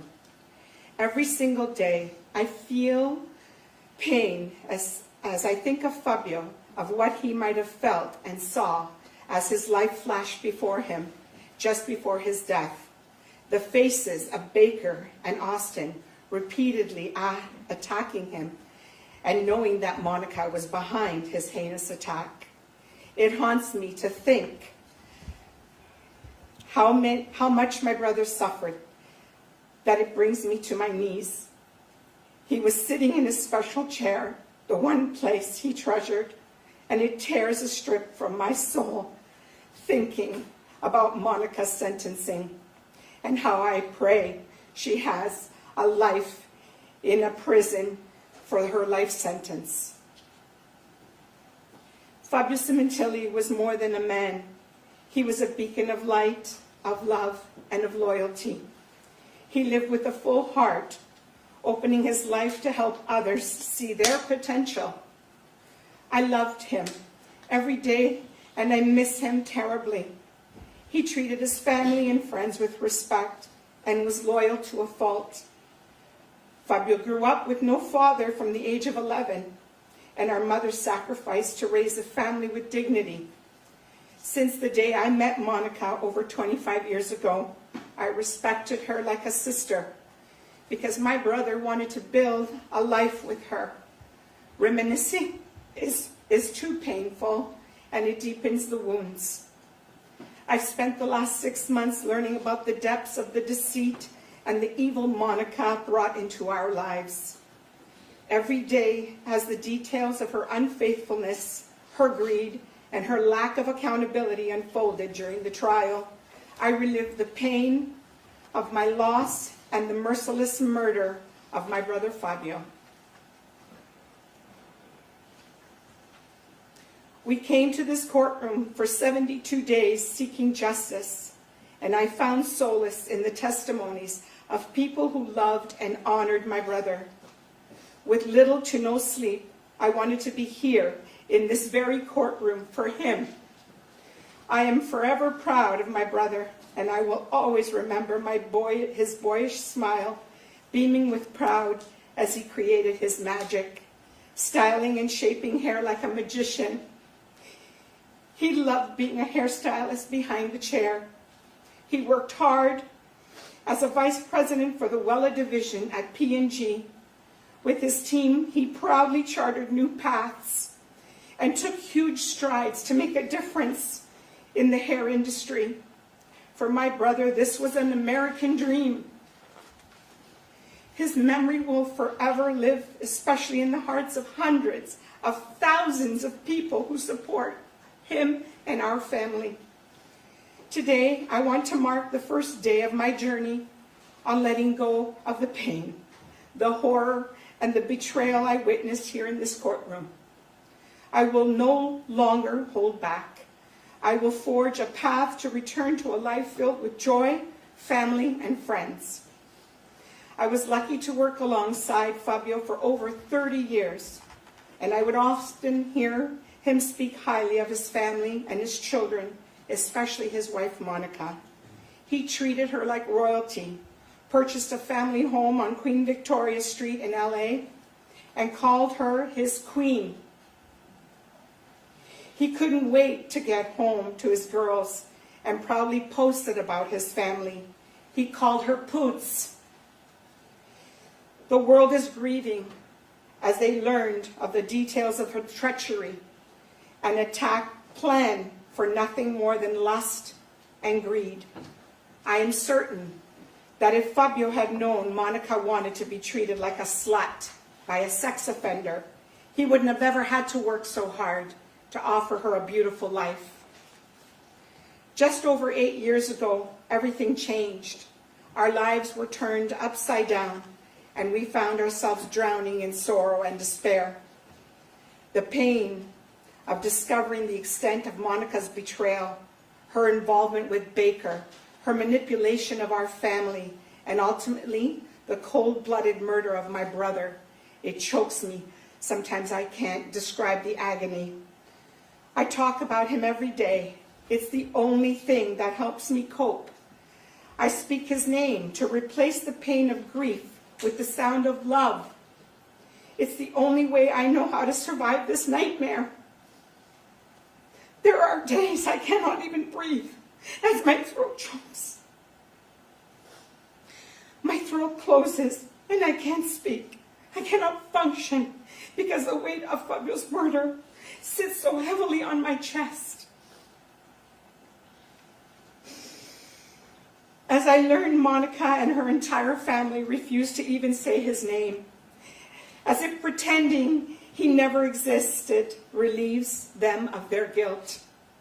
I've watched in horror, and I've been put through hell as Monica and the Crescentini family taught Fabio's daughters not to grieve, not to cry, and not to honor their father, and ignore the facts and the evidence, having no respect for authority, this court, and the pursuit of justice. Sometimes I wish I could just shake them to show them that they are being lied to. They withheld Fabio's property, a memento from my dying mother. Her heart was broken, and none of them cared. My nieces should be asking the questions, why did our mother bring that predator into our home? Why did she let him sit at our home table? Why did she let him sleep in their father's bed? They should have been fighting to uncover how their mother could be capable of something so vile. Monica destroyed their foundation, their sense of truth, and their ability to grieve. It's heartbreakingly clear she never protected her daughters. She was using them. Your Honor, what Monica did to her daughters and to my nephew Luigi is unforgivable. This is yet another crime in itself. Her sentence should reflect more than just murder. It should reflect the long-term psychological destruction she caused in their lives. She had the audacity to demand a trial and parade around like a woman wronged. And in the end, she exposed not only her shameful affair, but the truth of the kind of mother she was. She is a complete and utter stupid bitch. Watching her dressed like a slut for Baker, living 6 months off of blood money, only a devil can manipulate a reality to suit her comforts. In all my worst nightmares, I could never have fathomed this calculated plan. Monica, you are a demon. She can't even look at me. And all your actions and your deceit has told us so. I hope every blood dollar you and your Crescentini family have is used on meds. Traded a beautiful life for trashy garages, dirty beds, Pinot Grigio for tubes of semen from a repulsive convicted sex offender. You didn't just kill Fabio, you humiliated him. You let him carry guilt for working hard while you carried on with a degenerate sex offender. You didn't just kill Fabio. You betrayed him in the most despicable way. Then you held my grieving mother and you pretended to mourn Fabio when you were the killer. On June 14, after your arrest, our lives became a living hell. And your family treated us like predators and not the victims we are. For this colossal betrayal, those who sided with you in silence cannot pretend today to have supported my brother. I get chills recapping the testimony of Deborah Obad, her sister Anna, and my nieces. Shame on them. Shame on all of them. Mena Grant, sisters, cousins, aunts, and every one of them. For not honoring my brother during the trial. Deborah Obad enjoyed the drama. And I can never understand this sick obsession. She called me the night of the arrest in June and said, Monica's family is looking for the best lawyer money can buy. The Crescentini family stood by and allowed Monica's treachery to fester. The silence is as violent as the act itself. She traded lust for love, family for filth, decency for destruction. She masterminded this egregious murder on my brother. She resorted to murder to make room for Baker. She did this because no one would have accepted that deplorable man. Had she ever divorced Fabio, especially her discerning family, that is why she needed Fabio's life insurance money to dress him up and make him look like a successful man. She enjoyed Baker treating her like a whore, shopping at thrift stores for slutty, skanky clothes. This sleazeball had $40 in the bank. She even paid for the restaurant bills and the hotel bills, all while leaving her girls home alone. What mother does that? There is a deep shame that follows me every day. The shame that comes from what she did to Fabio, from the utter lack of dignity she was shown by the woman he trusted. My mind races and I ache with agony for the way he died alone, bleeding to death, and knowing she had set him up. He knew she had set him up. This overwhelming grief hits me like a ton of bricks. She turned a devoted husband and father into a victim of the most grotesque betrayal any of us have ever known. Her family and friends knew of this monster and felt it was okay to hide this from Fabio. And now they hide behind their defense lawyers, thinking a trial was going to set them free. That humiliation, that weight, it doesn't go away.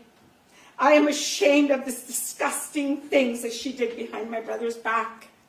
I'm ashamed she degraded his honor to be in the arms of that gross, low-life pig.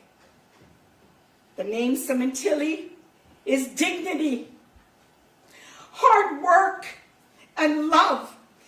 And I demand Monica to surrender it. Despite the mountain of undeniable evidence, Monica was the mastermind behind Fabio's murder. Anna Larson claimed her sister can be trusted. The internet is filled with disgust and rage on how Monica manipulated the lives of hundreds of people who genuinely love Fabio. If there was ever a case that called for the death penalty, this is it.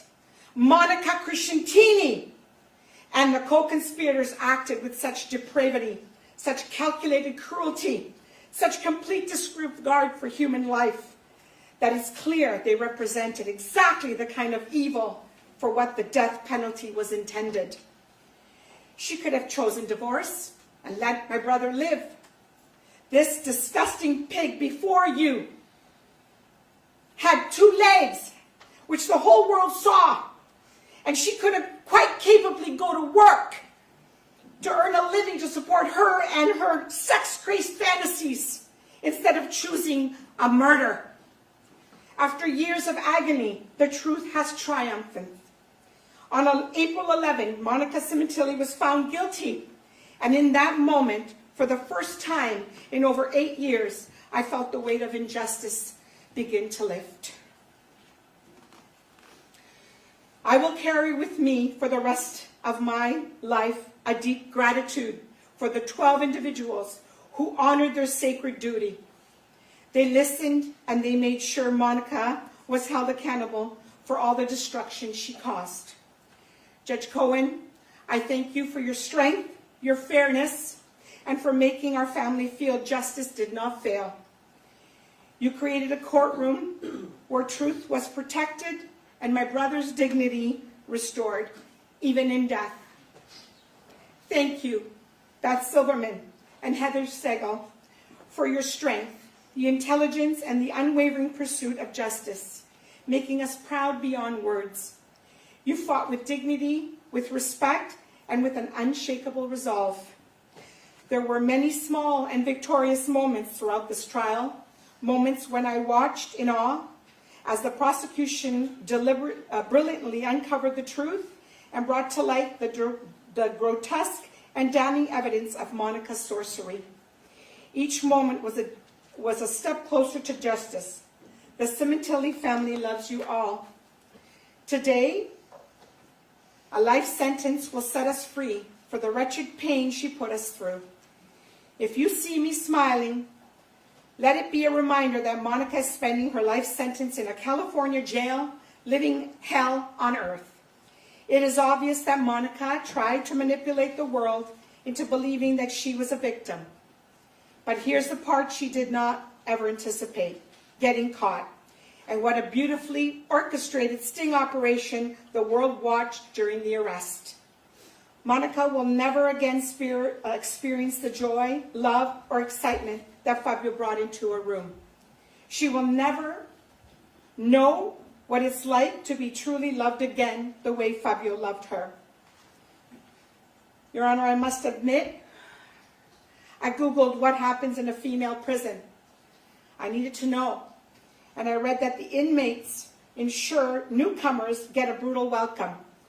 Bathrooms and showers will always be perpetually nauseated with feces and urine bombs, disgusting food, female on female, and poor hygiene.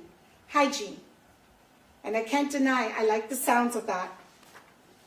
With every holiday, I will grow more at peace knowing Monica's eating food that even the rats don't want to eat. In honor of my brother, I am ready to make the most of life because that's what Fabio would have wanted for me. I will cherish the memories of his love, his laughter, and his strength. With my grandkids and my family, I will always remember him with pride. To my beloved brother, Fabio, you can finally rest now. Let your love and our words rest your soul. Justice has been served here on earth, and the burden you carried in silence is no longer yours to bear.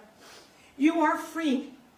Let peace wrap around you like a warm blanket, and may the pain of betrayal and sorrow be left behind.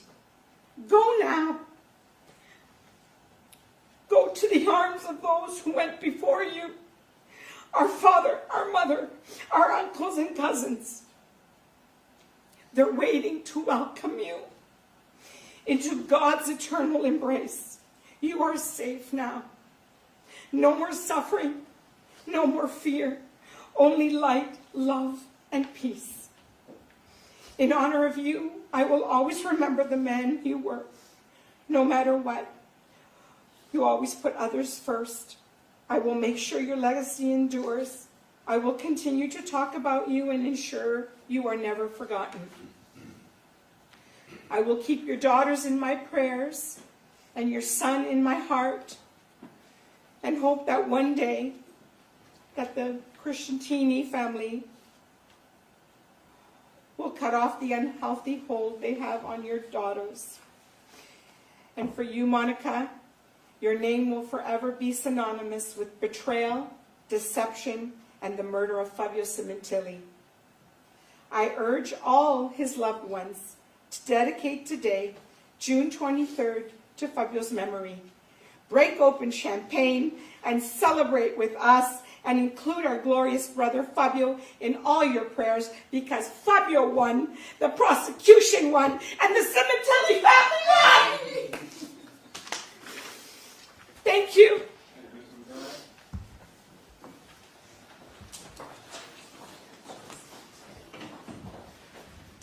If I can have a moment, Your Honor.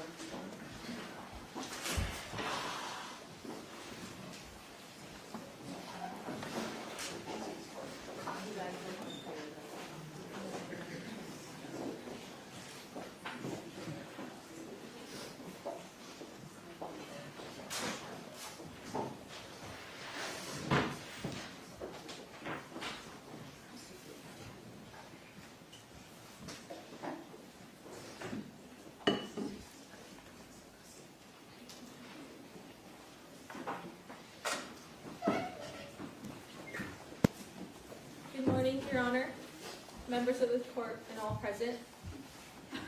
My name is Jessica, and I'm the oldest daughter of Monica and Fabio.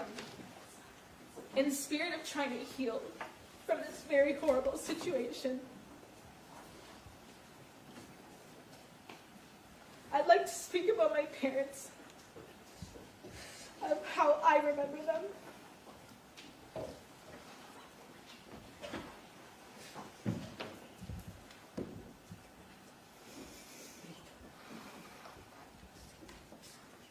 Every day growing up, my dad would send my sister and me off into the world with the same words: be smart, be strong, chin up, and charge the mountain.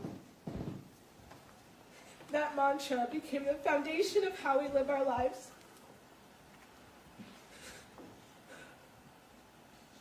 My dad was our pillar of strength, steady, present, full of wisdom. He taught us how to be brave, how to be kind, and how to show up for the people we love. He taught us to climb our mountains, no matter how steep, like this one right here.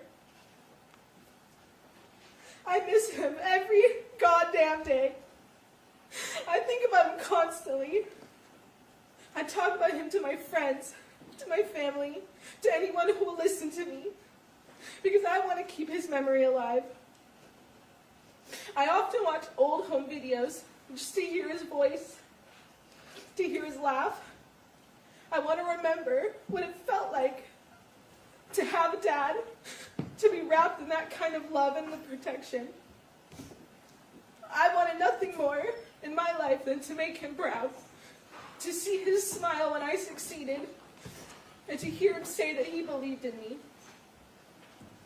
We used to have these family meetings, and at the end of each one, we'd all put our hands in together, and we'd chant Sementilli power. I used to think it was so cheesy. Now I treasure it. I'd give anything to just sit in one more of those meetings. I know how lucky I was to have a dad like him. He was the best dad anyone could ask for.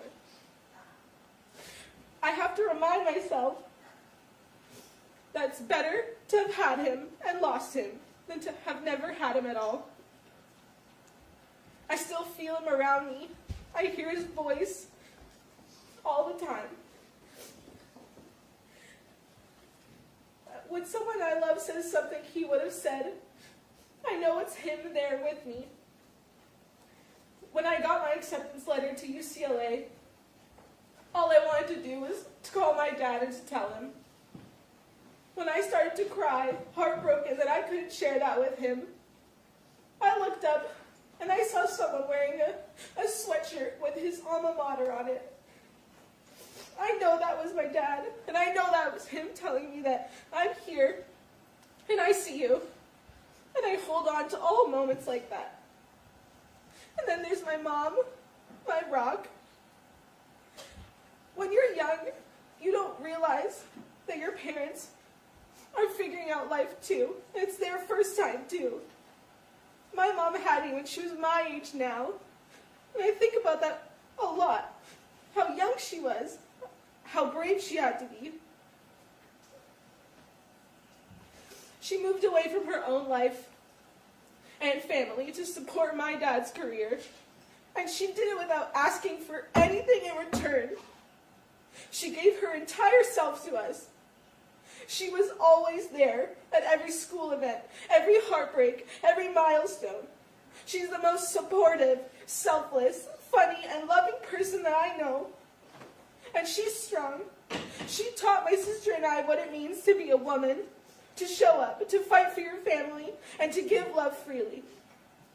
Growing up, I had a learning disability in math, and there were so many teachers that told my mom that college wasn't in the cards for me. But my mom never let me believe that. She told me I could do anything I set my mind to. And because of her, I not only went to college, I made the dean's list, I graduated, I got into the #1 public university in the country, and now I'm earning my master's degree. That's the power of a mother's love. For the past 8 years, my sister and I have lived with an open wound. And during these last 8 years, my grandparents, my aunts, my uncle, and my 3 cousins uprooted their lives so that they could come to Los Angeles to take care of us when no one else would. Myself, my aunt, and my grandmother needed to go to family court to ensure that my sister Isabella, who was 16 at the time, was not taken from us and placed into foster care. We needed to find a safe place to live and rebuild and reshape our lives. Now we're trying our best to move forward. We only had 5 months to grieve our father before we lost our mother too. I truly thought this trial would bring some kind of closure, that we'd be able to grieve together, the 3 of us, and begin healing. But instead, my sister and I are going to be doing what we've done the last 8 years. We're going to pick each other up, we're going to carry on, and we're going to stay strong. Now that we're grieving both our parents, I won't have my dad to walk me down the aisle one day. I won't have my mom to help me when I become a mother myself. And yet I will keep going. I'll keep fighting for justice, for the truth, and for my mom. I am mindful of the importance of respecting the court's procedures and the ongoing legal process. We hope the appeal will be granted and that true justice will prevail. We respectfully ask this court to please consider my sister and I when deciding where my mom will serve her sentence. I strongly believe that being close to our mom will help us heal emotionally and psychologically from this horrible tragedy. To my mom, I love you, and I'm giving you every ounce of strength I have for the days ahead. To my dad, I love you so much. I miss you even more. Please keep sending me your signs. Please help me persevere. Sementilli Power. It was never just a chant. It's who we are, and it is what will carry us through. Thank you. Thank you, Ms. Sementilli.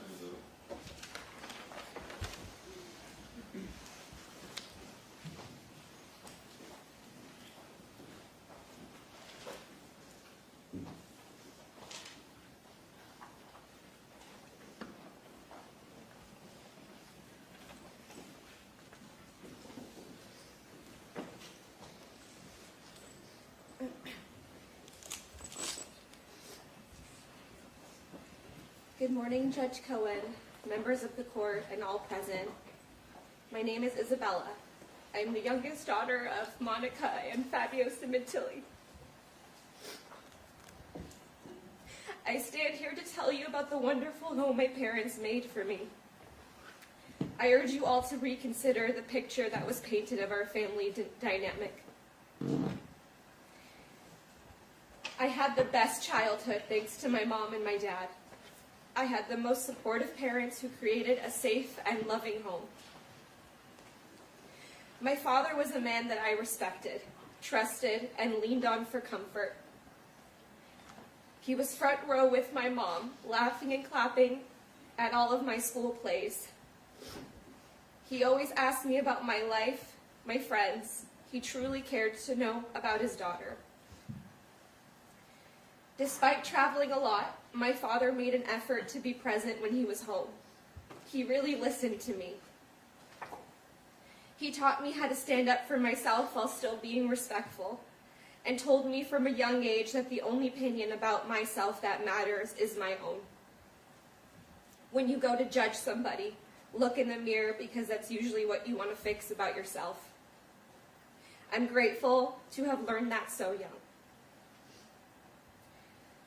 I get my hard work ethic from my father. He would jokingly ask who would become the hairdresser in the family and continue his legacy.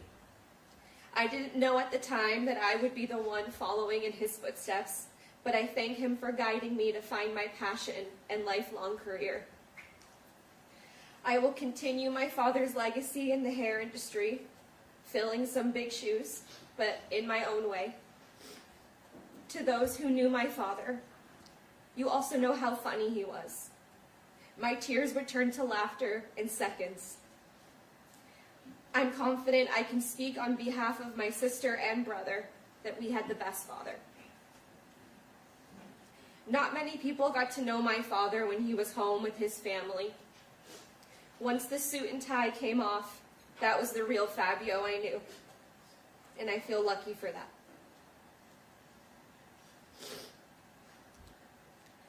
My mother was the best. She did everything for me. She gave up her career, left her family, all to support my dad and give us a good life. She encouraged me to try new things, drove me to and from school, friends' houses, rehearsals, helped me with homework, all with a smile on her face. She built up my self-esteem after a heartbreak. She let me wear her dresses to school dances. She was reliable, and I trusted her with anything. She cooked dinner from scratch almost every night, and really emphasized the importance of sitting at dinner together every night as a family. She hosted dinners for my father's colleagues at our home often, even some of them sitting at our table for holidays. She is my biggest cheerleader and one of the most selfless women I know. Non-judgmental, there to listen and to support me. Her family was her life, and I'm grateful for that every day. Many people think because I stand by my mother that I don't miss my father. Let me say right now to those watching, that is false. I think about my dad every single day, wondering what he would be saying or what his advice would be. My dad was the biggest loss of my life, and it pains me that he will never know this version of me. But I know for a fact he would be proud of me speaking today, honoring our family in a positive way.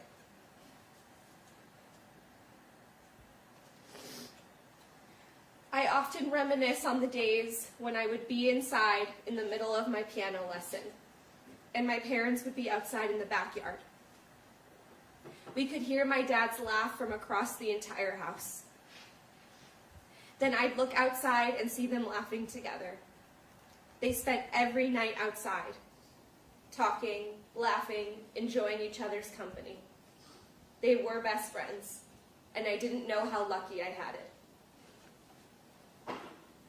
My parents were the best wedding guests. They would take over the dance floor and dance all night long. That carried over to dancing at home while cooking dinner, where my sister and I would often join them. Those are the moments that I miss the most. Now I hope you can understand why I stand by both of my parents. They were the greatest people I've ever known. I never got to grieve my father's death. I thought I could do that when this trial was over. However, that is not the case. I'm now grieving 2 parents. No father to walk me down the aisle or play outside with my future kids. No mother to go to for advice or comfort. Despite all of my heartbreak, tragedy, and loss at only 25 years old, I somehow still have hope. I have hope justice will prevail over time. I have hope that I'll have a beautiful family one day and give them the childhood that I had. And I hope that I will heal from this nightmare of a situation. I'm hopeful because of my friends and family who have supported me, genuinely, the last 8 years.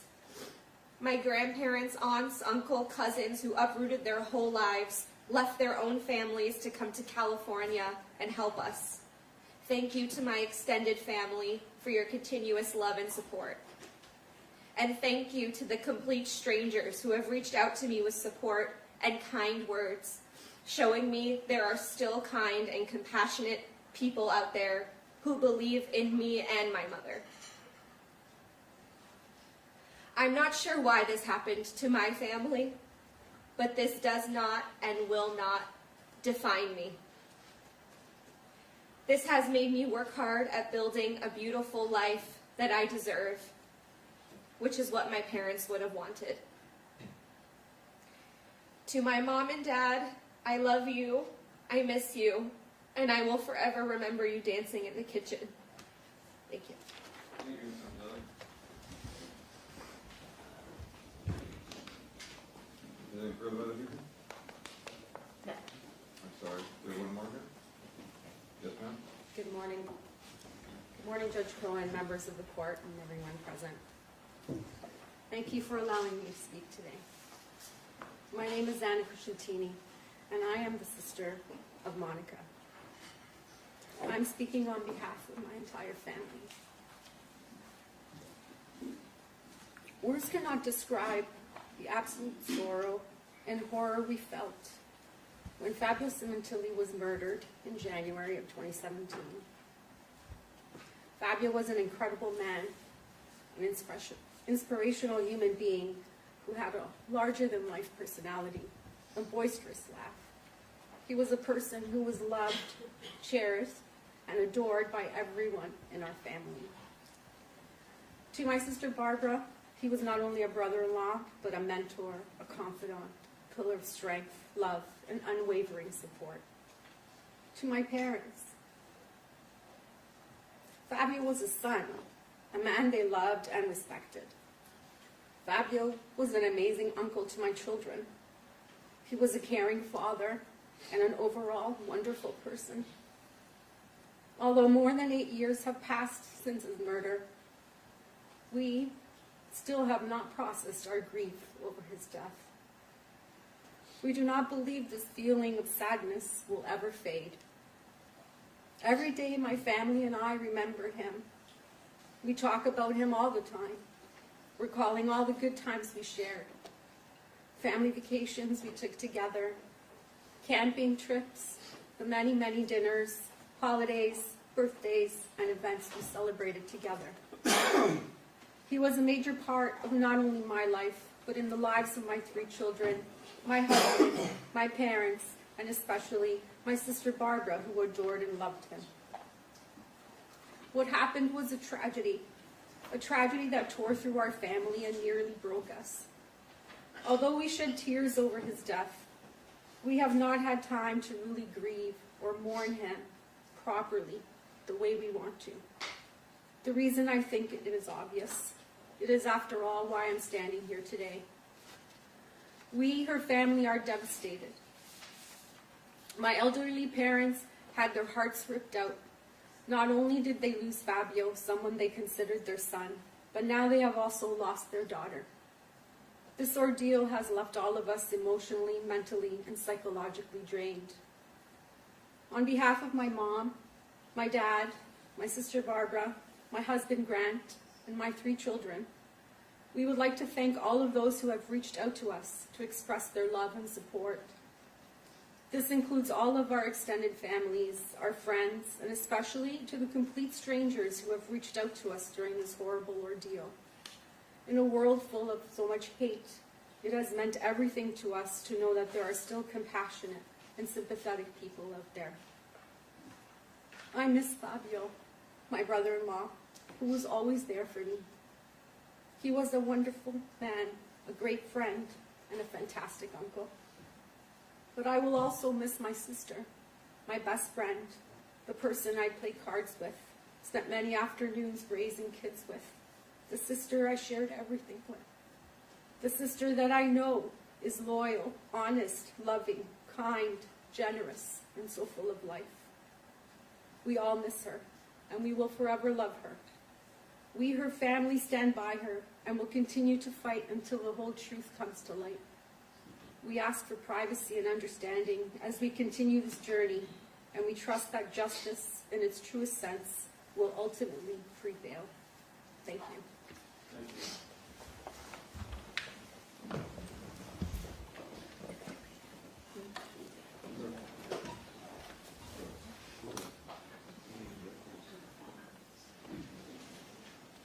Give me back 1 second. I'm sorry? 1 second.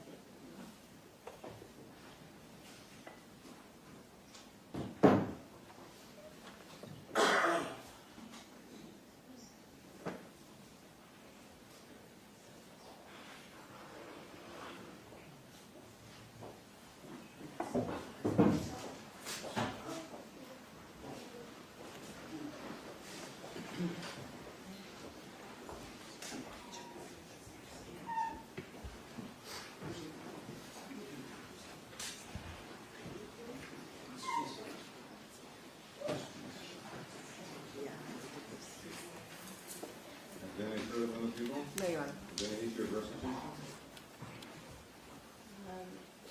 I believe there are no burial expenses at this point because he is sitting in a plot that doesn't belong to them. Very well. At some point there might be, but I doubt it will be. Although no person is asking for probation, the defendant is statutorily ineligible for probation pursuant to the dictates penal section 190 and 190.2, and consequently probation is denied. As counsel has pointed out, I do have discretion under penal section 654 as to which count to impose sentence. Listening to the evidence in this matter, I do find that the defendant was the mastermind in this conspiracy to commit murder. Baker did not have the intelligence to plan such a brutal, well-thought-out slaughter. The defendant was the prime mover in this execution of a human being, and consequently, I am utilizing my discretion to impose the more serious of the sentences. Although this is not before me, Penal Section 1385.1 states that a court does not have discretion to strike a special circumstance that is found true by the jury. The legislature has, in its wisdom, had such bills before it that would take away this lack of discretion. For purposes of any future legislature, I must state now that if I had the discretion to strike a special circumstance, in this particular case, I would not.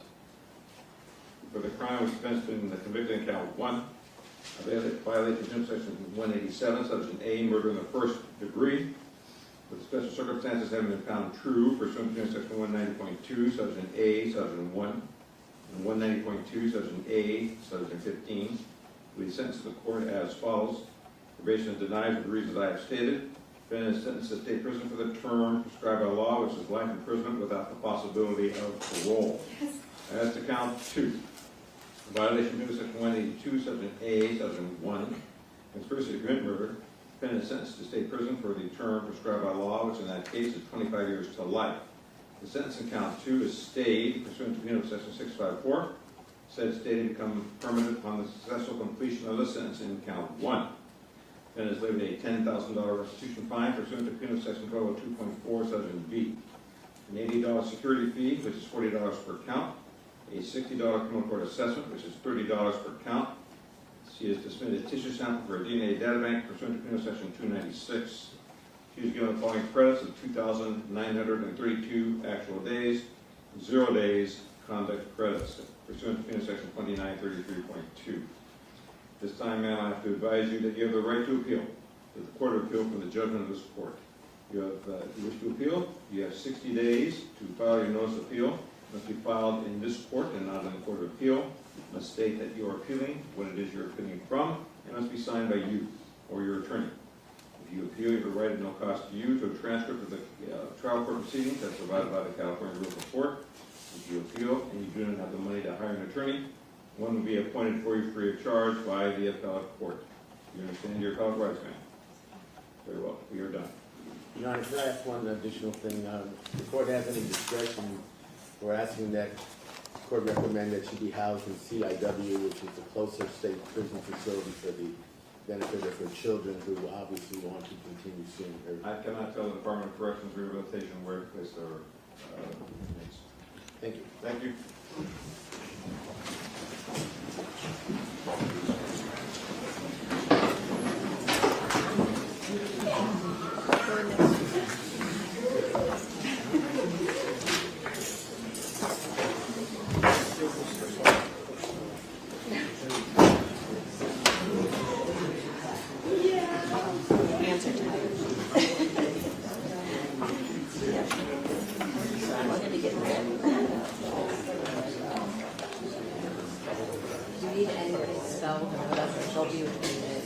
Okay, all right. Thank you. I'm good. I know everything from the trial. I figured.